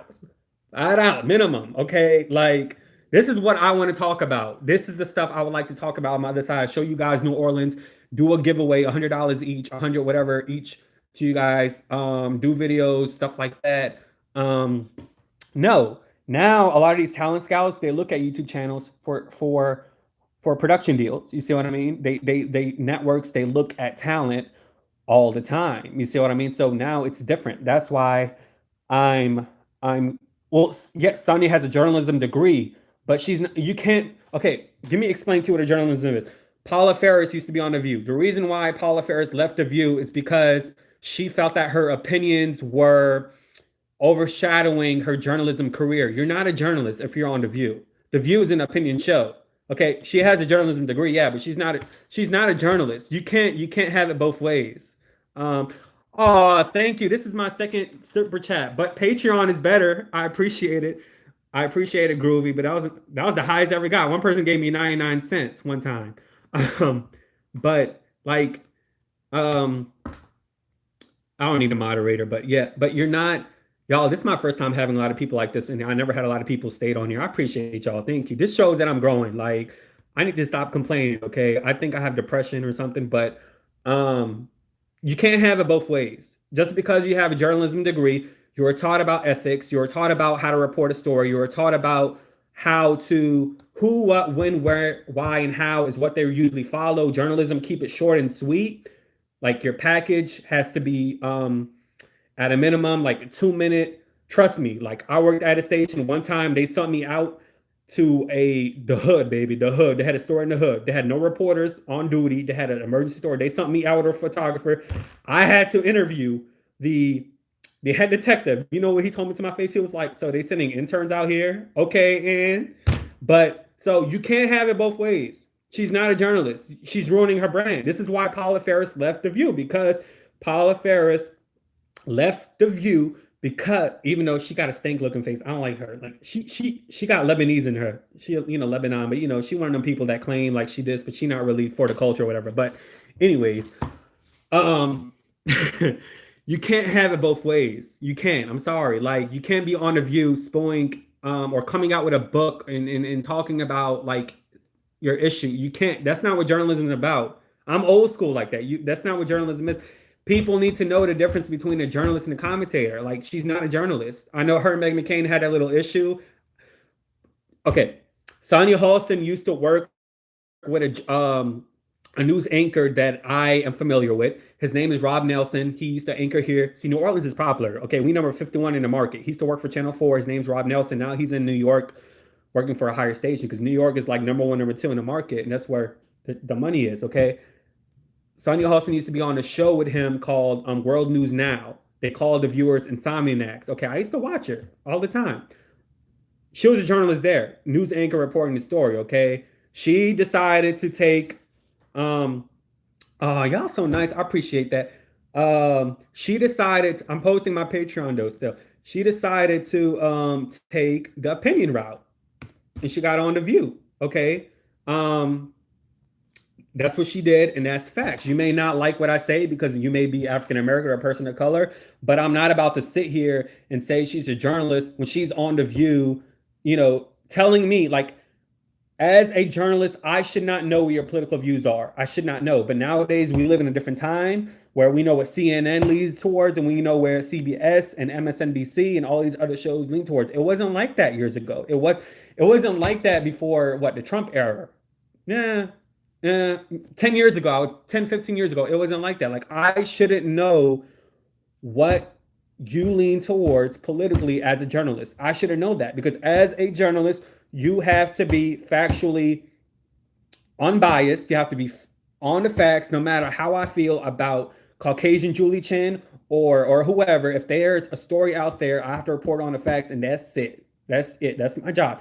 This is why I didn't want to be a journalist. This is why I decided not to go to Southeastern University and decided to stick to my roots here at UNO. And thank God I didn't because, baby, I was one of those people that lucked out. I was not in debt. Thank God. I was not in college debt. Okay. I'm glad I wasn't in college though, because I didn't get a job even after college. Okay, so like, um, so yeah, so she's not a journalist. Like she's not a journalist at all. Okay, I didn't wear a mask until May. Okay, like we New Orleans was the top tier of COVID. Okay, we were like under New York. Okay, because of Mardi Gras, a lot of y'all heifers, y'all come here and y'all like to party and drink and think the parades and the beads and the showing the boobs and everything is everything and you know like win the lottery. Okay, that made us the number two. Like okay, that made us number two under in the whole 50 states, okay, of COVID, all right? And so why when am I saying this? Oh, what are my thoughts on masks? Okay, so they really didn't start enforcing masks to be wearing in a Walmart until the summer, until May. You know, I believe in wearing a mask. I think because I have instances where I moved to this place here during COVID.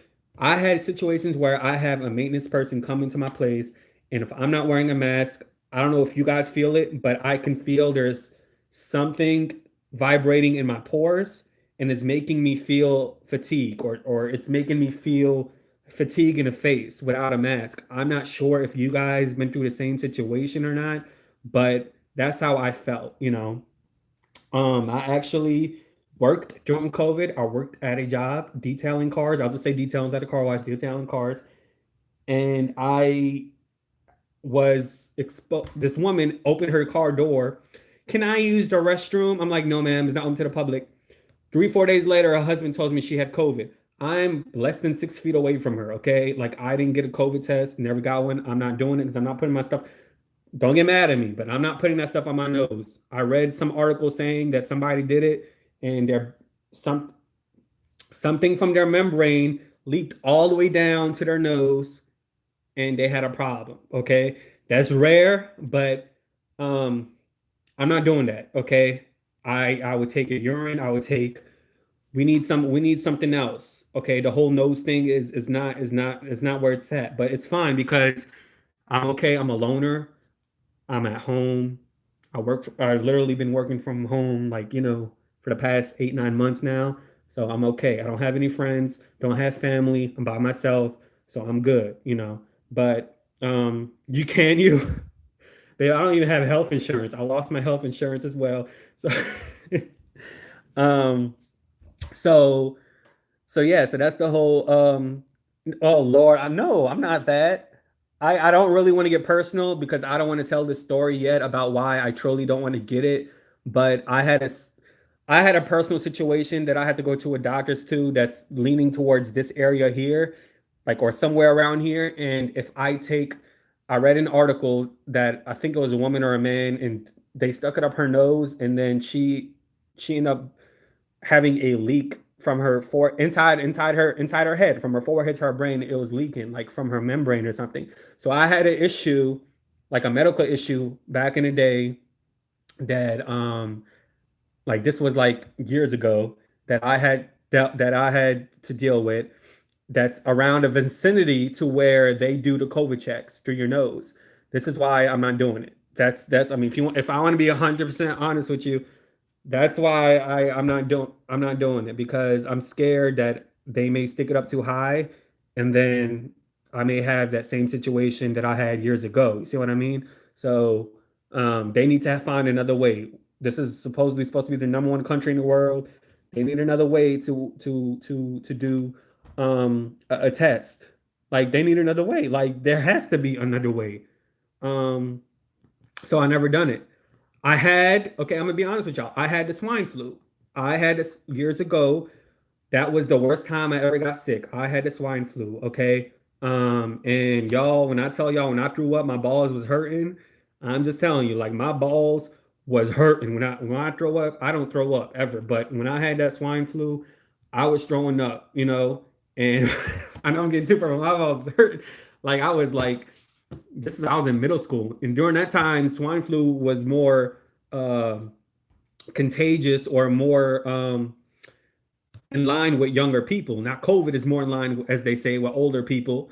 So, um, Yeah, like that was terrible. I had to get a shot up my ass. That's how bad it was. Like, so and I was out of school for like a week, and I never missed school. I had perfect attendance. Like I was that dude that made sure my grades were on point and everything. But yeah, so I won't be surprised if I had COVID because I had that. You see what I mean? So, um, and so, like I say, some people, they don't have no respect. They come to your apartment if you need something fixed. They don't have a mask. If you don't have a mask on, like I felt like my pores, like I don't know how to explain it, like vibrate to the point where I felt fatigue a little bit, but then it goes away after several hours. So I don't know what that means, but yeah, I haven't. Yeah, so that's that. Patreon.com. I don't know why nobody signed up at Patreon. Y'all paying 19.99 a month. That could have been all with the Patreon. I'm only asking for $5.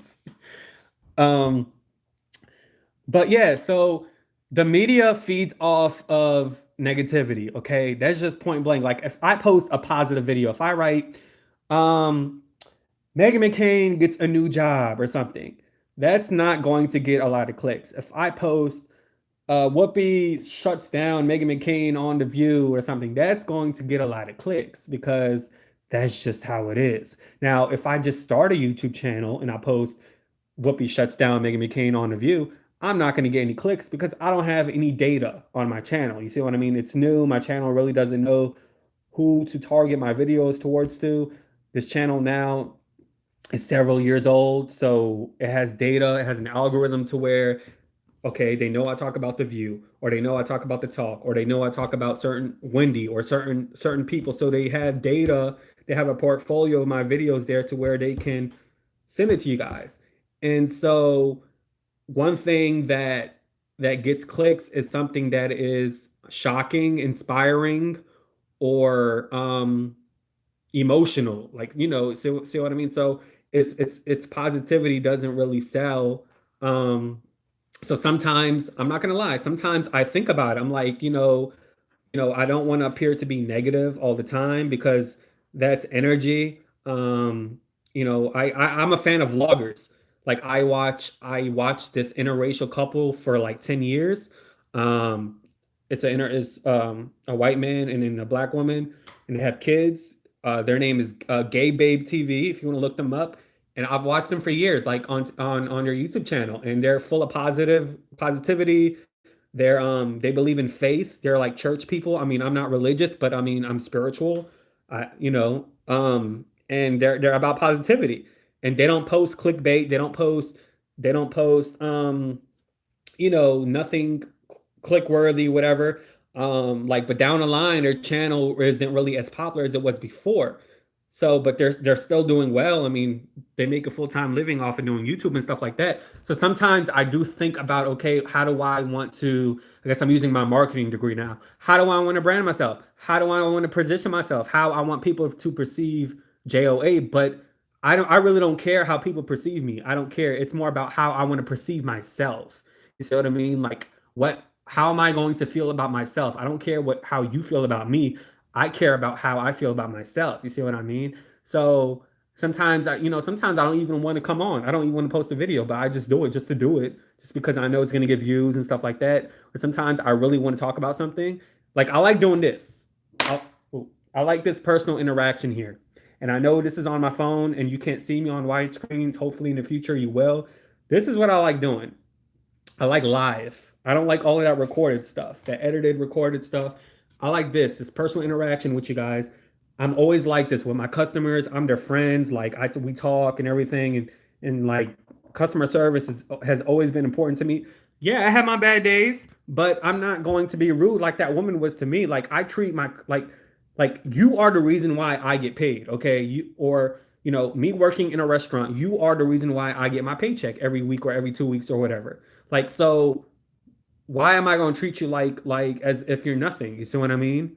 You see what I mean? In essence, I should treat you like you're nothing because you're working at a job that um and there's nothing wrong working in fast food. I've done it a lot. But you're working at a job, obviously, at an age where you could be doing something else. You see what I mean? Instead of working for minimum wage or working, that's not your purpose. So so I treat people how I want to be treated. You see what I mean? So when she went off, when she told me what she told me, I was like, no, no.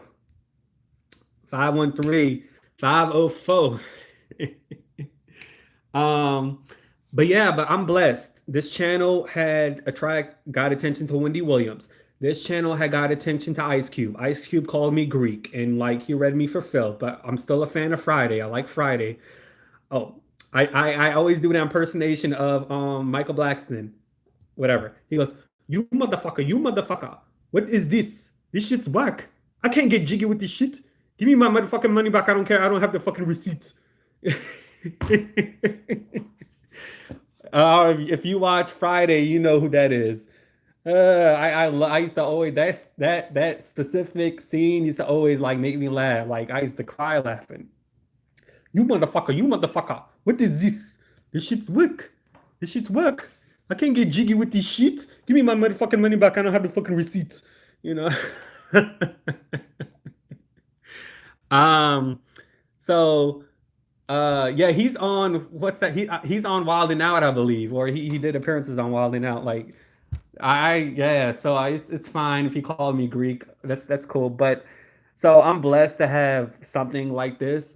Sometimes I have what do you call it? Stockholm syndrome or something like that, where I don't give myself credit. You see what I mean? I feel like anybody could do this, but I also have to remember this channel was like it was created in 2016 and it started out as a weight loss channel and it's still on there, 400,000 views. YouTube censored that video because they thought I was buying views. I'm like, no, I posted that video in September. It took off in January. Took off in January because a lot of people want to lose weight in January. And I lost 80 pounds. And I documented 6 months. That one video went viral. That was I made my goal of 80 pounds weight loss.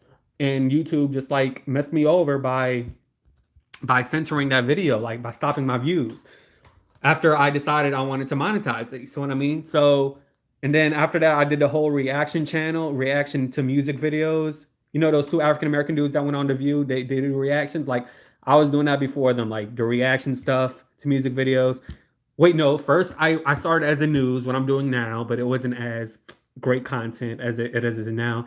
Then I did music, then I did weight loss, then I did reaction videos, then I went back to doing news commentary, which what I'm still doing now. So and this channel I this was like October of 2016. I had other channels before but I deleted them bitches.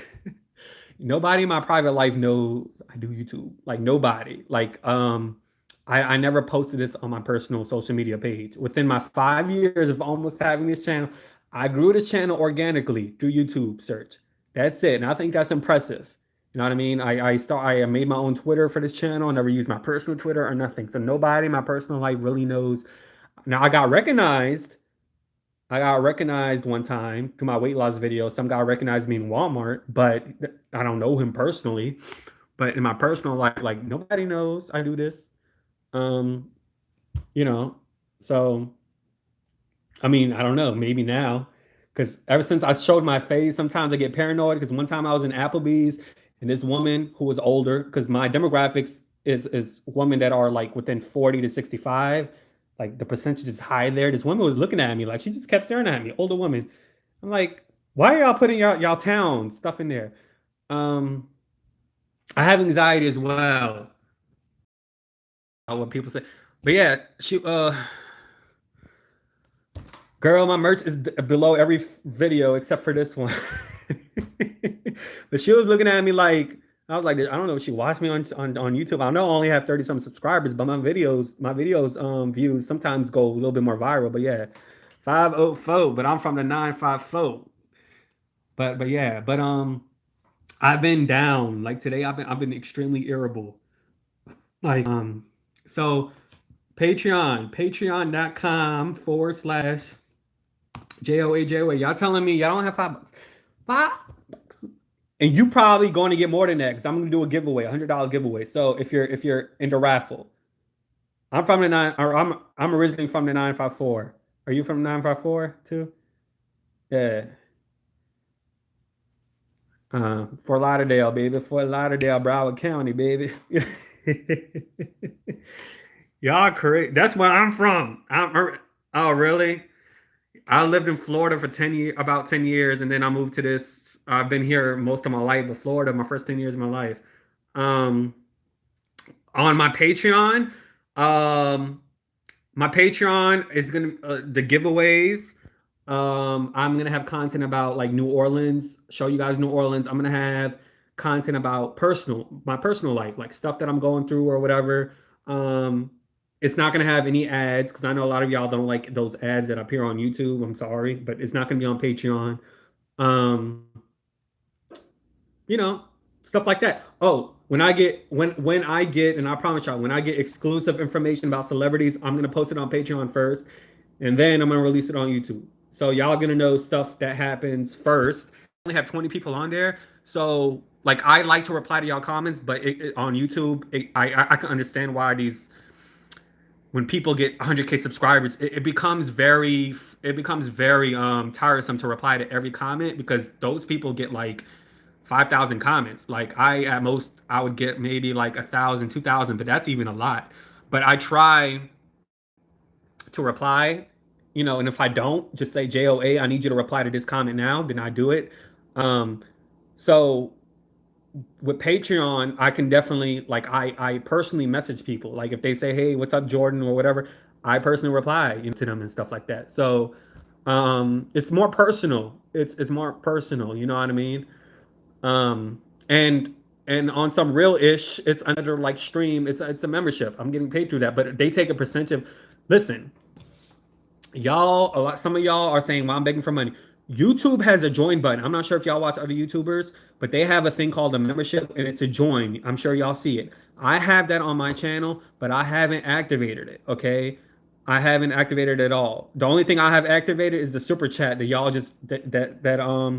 I'm sorry, I didn't even acknowledge y'all who you guys were. Look, I'm speaking like I'm from the country. The super chat by Groovy Baby. Thank you. Thanks for being you. I appreciate it. And the super chat by Marissa. I'm sorry. I apologize. I didn't read your comment. Marissa says, I think what you're saying is important and I am happy I found you. Oh, okay. Honest opinions, truth speakers. These fake journalists have an agenda. I don't know if Marissa is still on here, but I appreciate that on your and she's a new subscriber and she gave me 20 bucks. But y'all people who knew me for a while, for a year, y'all can't do $5. Come on now. Ain't that something? So um I had that super chats activated, but I don't have my join button activated that these YouTubers have.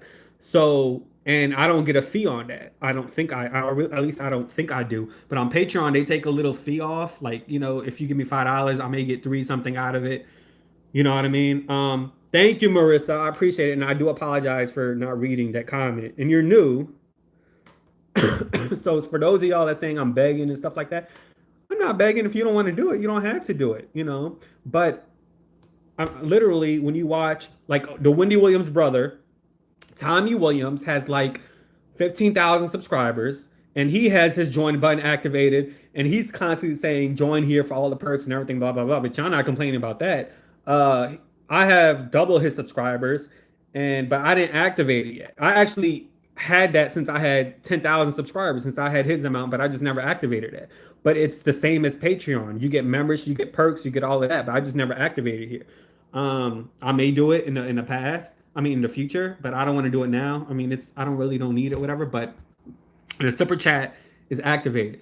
Um, and I'm thinking about doing a blog, like having a blog to where because I don't own this platform. I have this channel is mine, but I can't. At the end of the day, the call. Okay, I don't want to say what I want to say, but they own this channel. They can literally shut down my channel for no reason. And I had issues in the past to where he lucky Wendy. Yeah, see, they censored your comment, Whitney, but I could see it on my laptop here.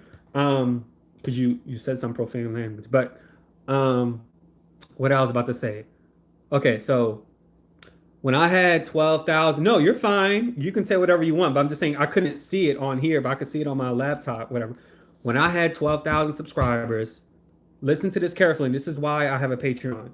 when I had 12,000 subscribers, okay, I'm about to cry because remember on The View, Whoopi had that gray hair. Remember her dreads were gray, and she for the first time, this is when Meghan McCain was like relatively new. She went off on Meghan McCain, like when she had that gray hair, right?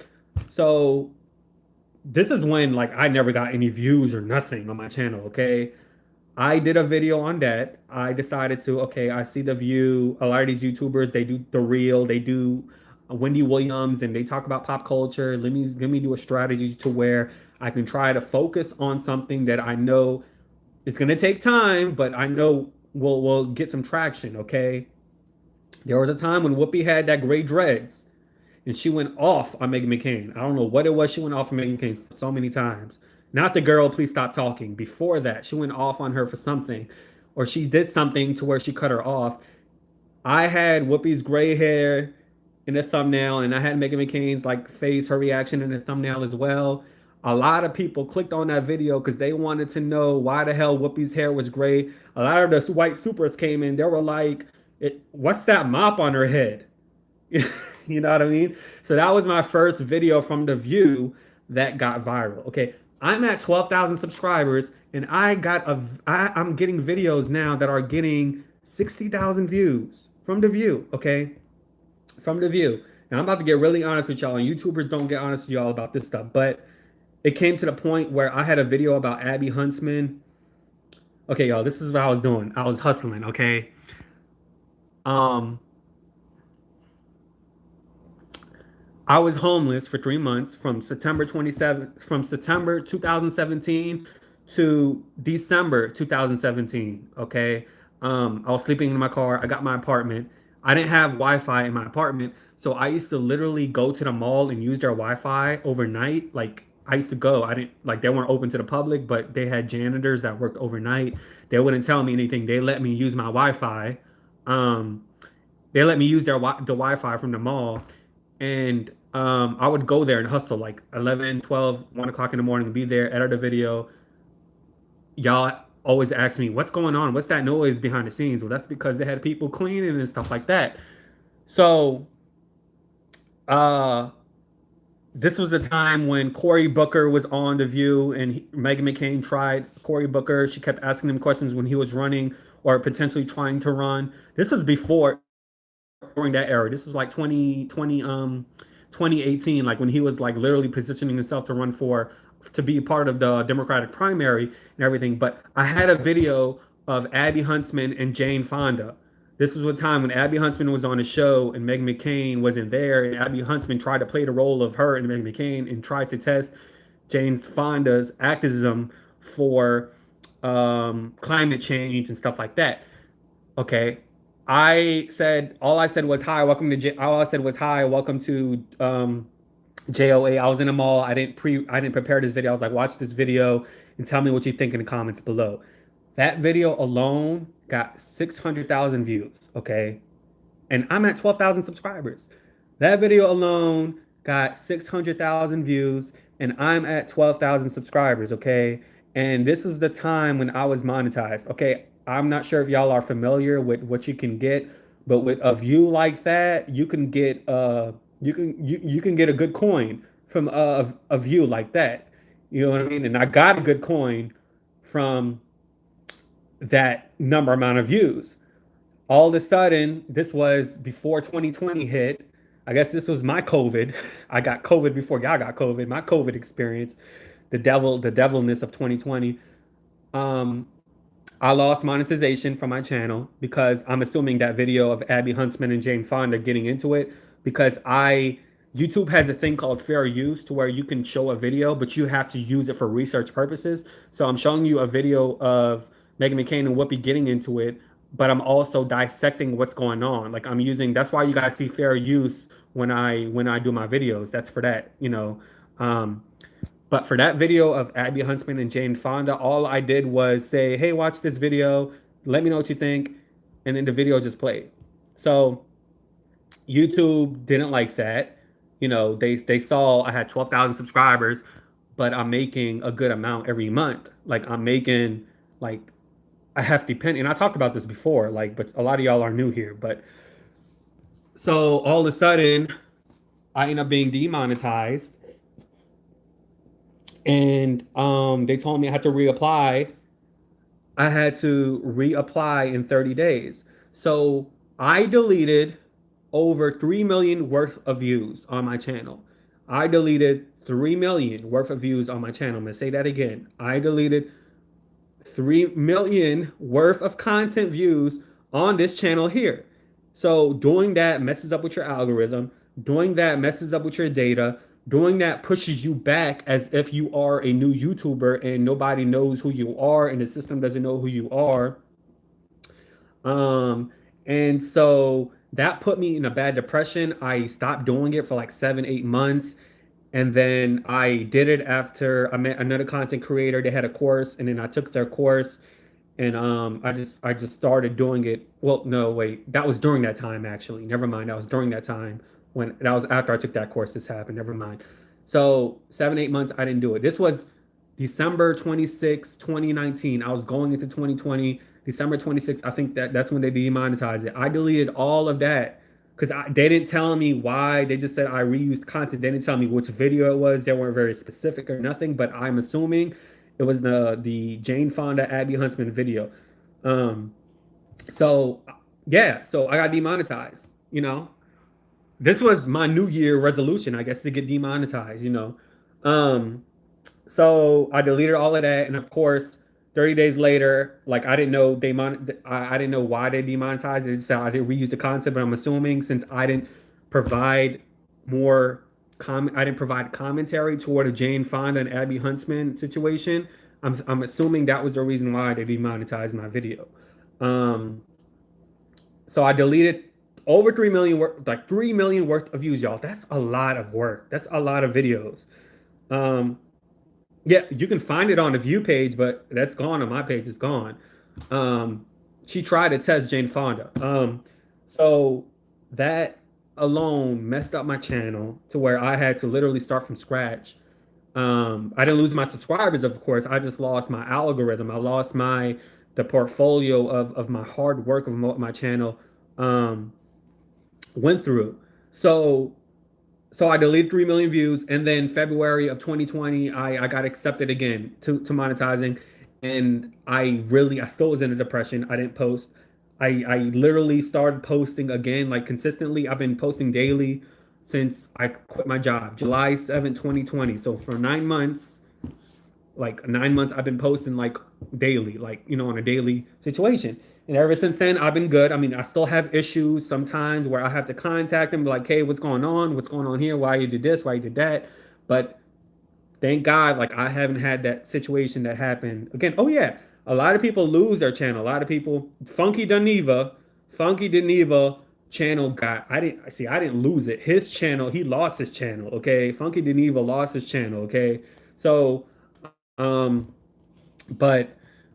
but yeah, so this is why they say don't put all your eggs in one basket. This is why I have a Patreon. I want to grow up. I mean, I love YouTube. I'm not leaving, but you can't put all your eggs in one basket. You see what I mean? But y'all, for me to have 12,000 subscribers and for me to get viral videos and continuously post a video and it to go viral the way it did, this is not just one video. This is Cory Booker. This is Jane Fonda. This is Whoopi, situations with Whoopi and stuff like that. At 12,000 subscribers, I was getting viral videos like 70,000, 600,000 views. That's money right there. I was making like money, okay? I'm not saying I'm not doing it now, but what that time I was, and I went into a depression because all of that was taken away from me just because I don't know. So um so no, fair use is a legitimate thing, but if you just post a video and you don't provide commentary after it, that's not what fair use is. Now, so this is why I do Patreon. This is why I want to do other things because like you can't put all your eggs in one basket. Um, but luckily, like you know, I still thank God for for this platform because if I want to if keep it 100 with y'all, this is what I've been doing for the past 9 months. This is what's making my living now, you know.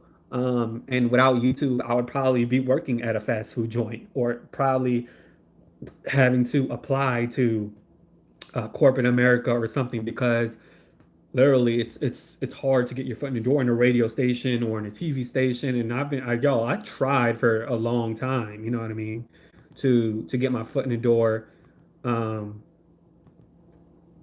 at a radio station, like literally for 4 or 5 years, just to get my foot in the door, like you know what I mean.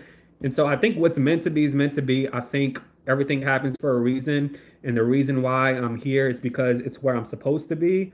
Um, it is. I talked about. I don't want to say his name, but the governor of New York, and they gave me SHIT for that because YouTube leans towards the left and politically. I didn't say anything wrong. I just said what was out there, and all of a sudden they gave me SHIT for that video. So um, when people say, even when conservatives say that politics, that media really don't like, the conservative, like that stuff is true. Like sometimes it's true. You know what I mean? Um, so this is why the View really don't cover. Oh, there is a video I want to do about the View. I don't know if I want to talk about it here, but there's a video I wanted to talk about that's dealing with him. Um, there's like, because baby, the talk ain't the only show. Okay, the talk ain't isn't the only show that got skeletons in its closet. Meghan McCain in the View behind the scenes against the leans, and I got some viewers that know people that work at ABC, but they don't want to come forward with it. I told you I'll keep you anonymous and I won't say your name or your friend's name or whatever, but they got people that watch me that work for ABC or that know someone that worked for ABC about the View, and they know that Meghan McCain is a problem with people with her tantrums and everything. They know she a problem, okay? Meghan McCain is a problem behind the scenes. She is equivalent to a Sharon Osbourne, okay?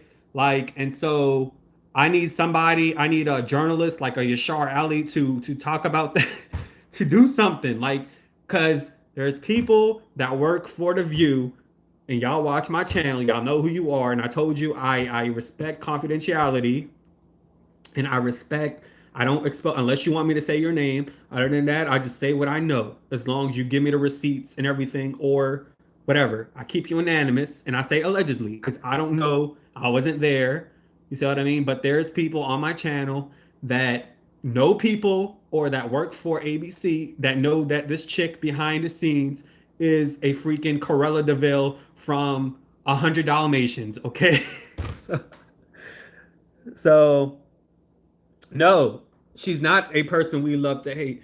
That's just how she is behind the scenes. I'm not doing this just because.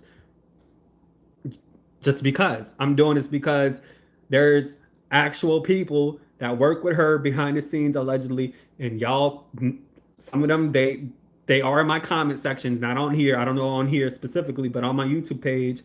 But they won't email me or they won't tell me the tea because they are scared that the leaks may get linked to them. Okay, there is a reason why there's leaks on the View because she don't know where the leaks coming from. Okay, and I hope she don't find out where the leaks coming from. So, but I can understand if you don't want to come forward, but I don't out people. Like, if you give me information, I'm not going to say your name. Like, I respect confidentiality. I won't say your name or anything. You know what I mean? But they know it's going to go viral or they know something's going to happen. But um,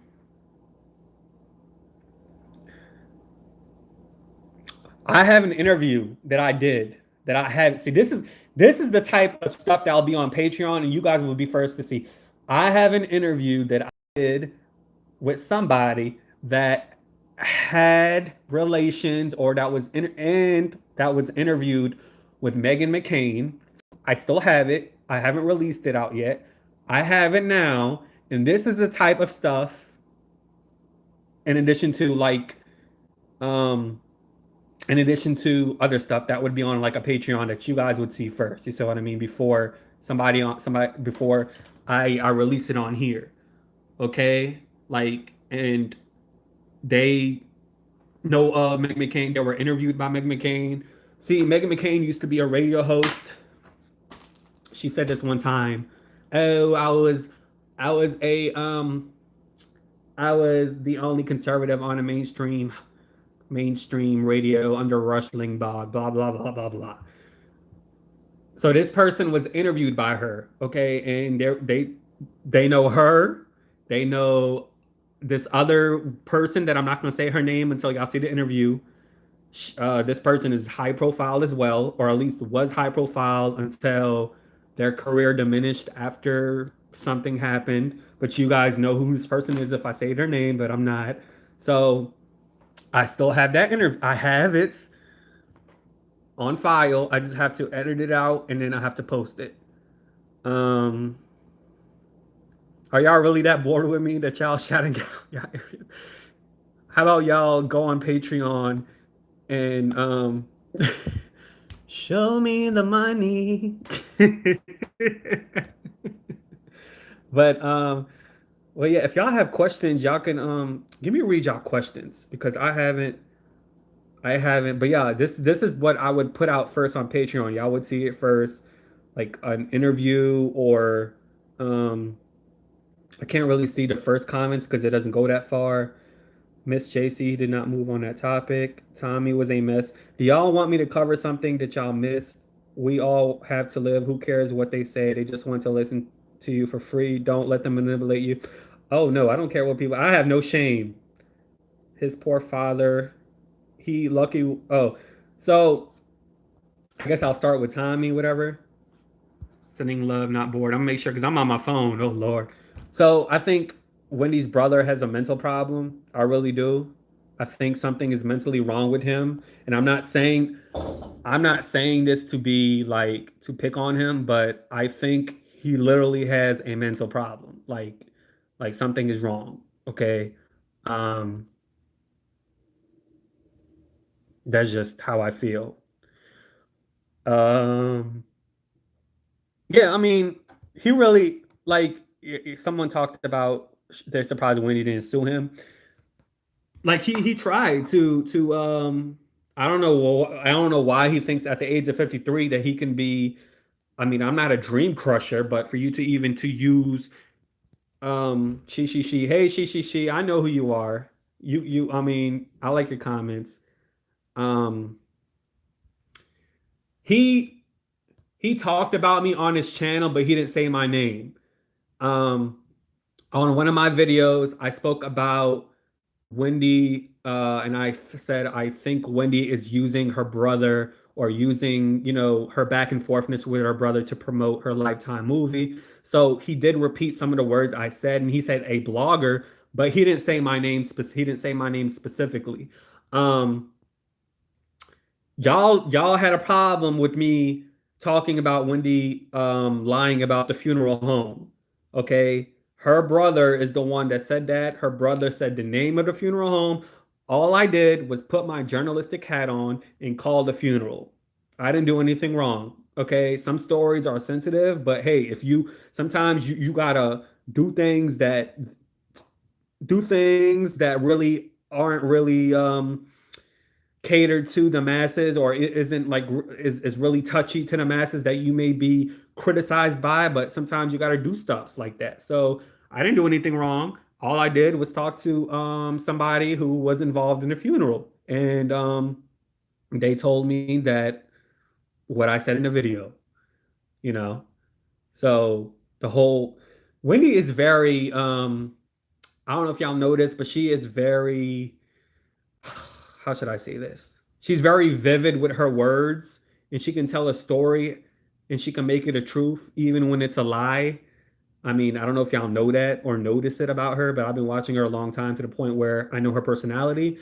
And so the person who I spoke to confirmed that, 'cause she was very descriptive with there was a casket and Tommy was fighting with somebody half his age and mommy almost fell down and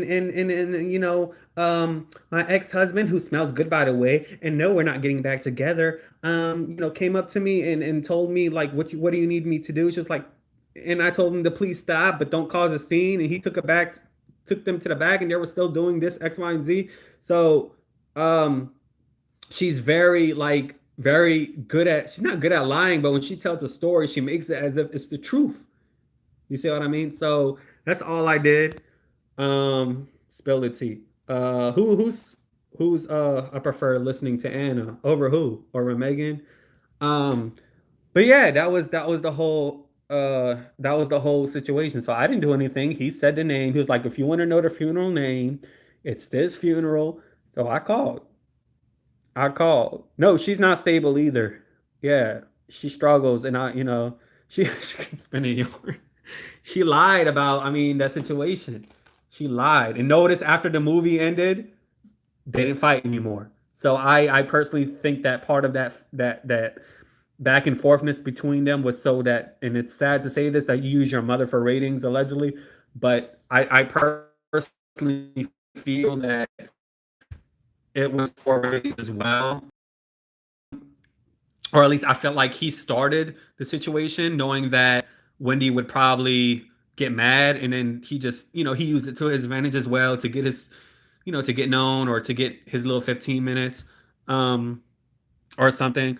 But I personally feel like he has a, like, something's wrong as well. Like, I'm not perfect. Shit, something's wrong with me. I don't know what it is, depression or something. But I hope at the age of 53 years old, I am content, and I'm not, I'm not questioning life. I'm not questioning my career. I'm not questioning what I should be doing. I'm not trying to start a different career or something like that. So, like, a likability from against Megan, or yeah. So I just hope that at 53 years old that I'm content, that I'm not happy. I mean that I am happy at least, or at least I'm content.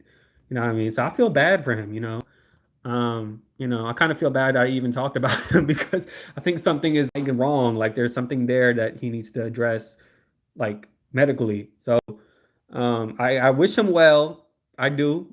You know, what was it that she threatened to tell about him? You watched what she said, that he's allegedly, how you doing, and wear dresses and stuff like that, allegedly, and stuff like that.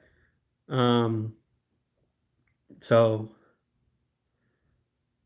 yeah, I think, I don't know. That movie was full of shit.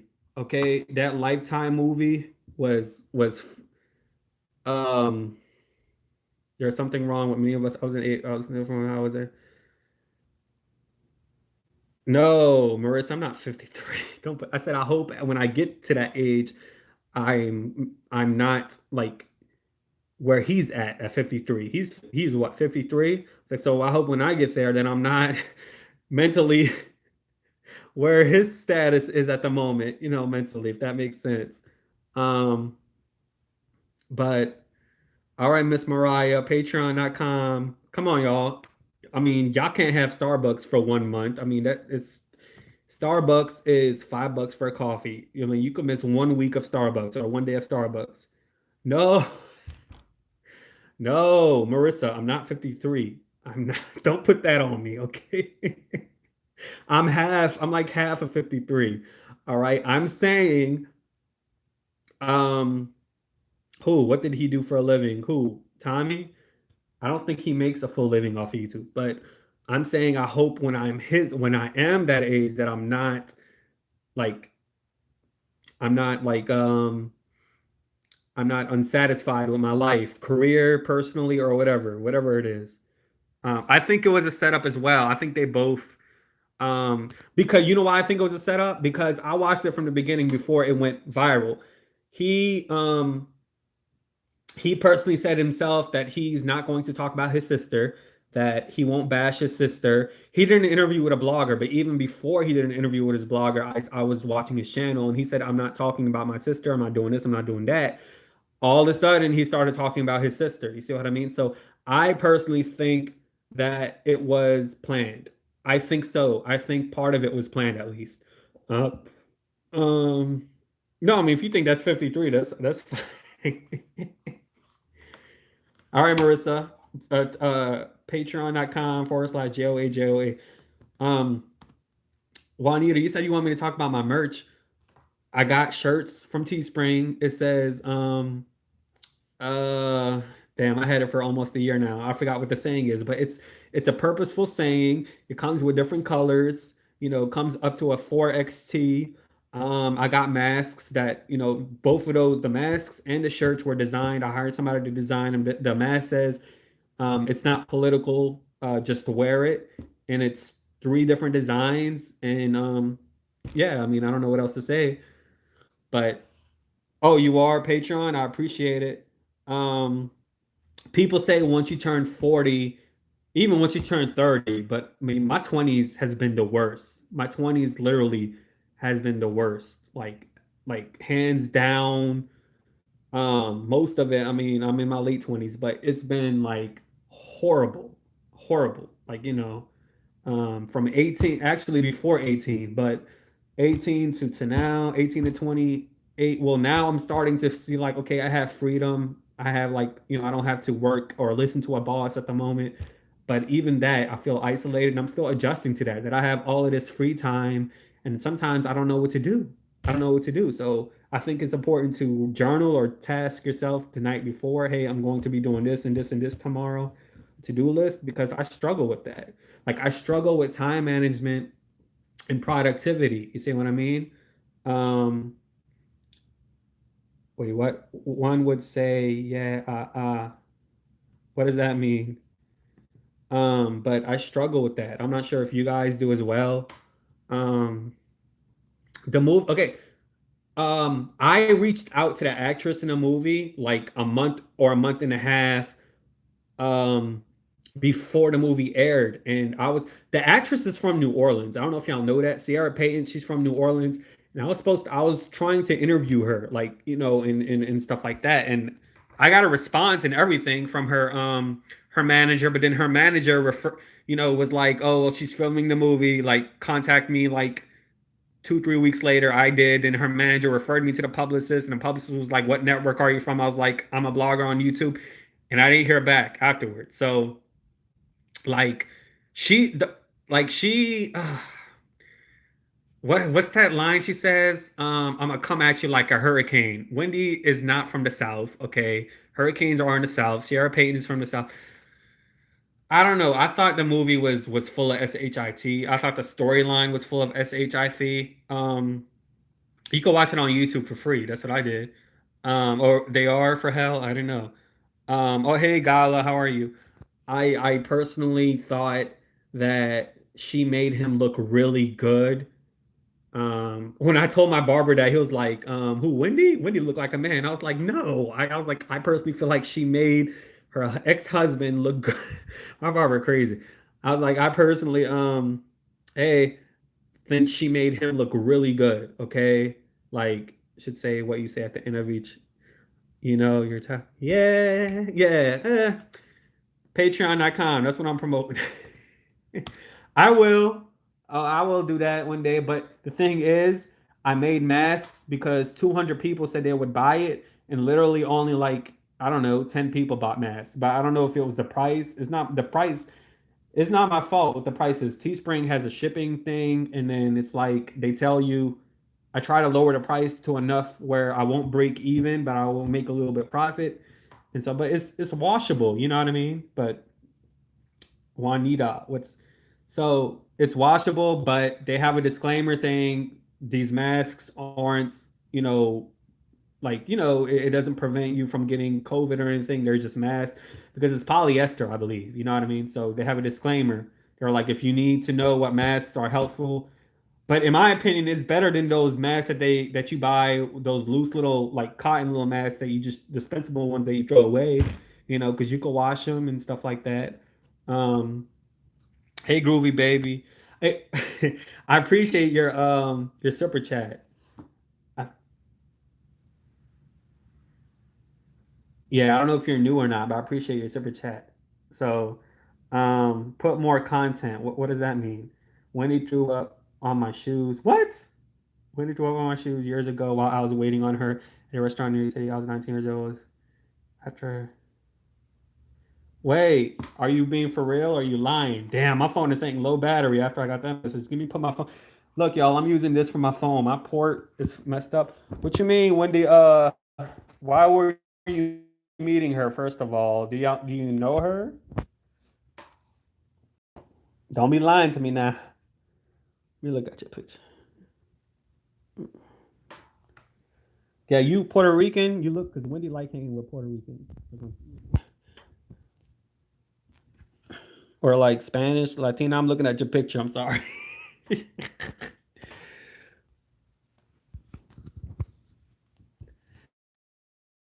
Hold on. I was 19 years old. Sorry, y'all. Were you in? Y'all, my phone is at 5%. So if I close, my phone is at 5%. So if I close, that means my battery. Marissa, you got a deepers link on my homepage, my YouTube. Like, what happened?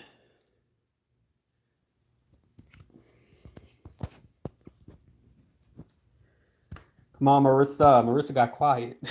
But do y'all have any all right, Groovy, thank you. I was born and raised in New York City, Italian. Oh, yeah, one see, I knew you were Puerto Rican. Um, there's no stuff, I told you. Um, like tell me the reasoning behind meeting her. Waiting as in waitress. Were you working in a restaurant? Fuck. I should have had my charger on me. Hey, Miss Sonia. Yeah, I've been on here for 2 hours and 30 minutes. It's going to, oh, thank you, she. It's going to repeat. This is going to be recorded and it's going to be on my channel. So, I mean, you could watch the beginning when I talked about it. Okay, but what was the motive? What was the reasoning behind meeting her? Like, were you a waitress?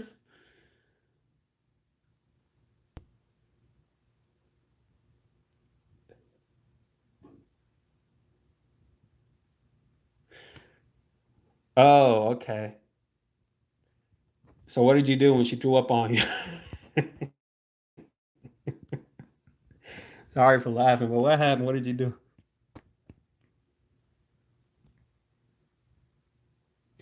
Y'all, my phone is at, I didn't know so many people were gonna be on here. I haven't done a live in like 9 months. So the growth of the number of people that's on here is truly it's great. I'm so appreciative. She was with two guys. The actor, she was okay. Probably her security. I don't know. Two guys.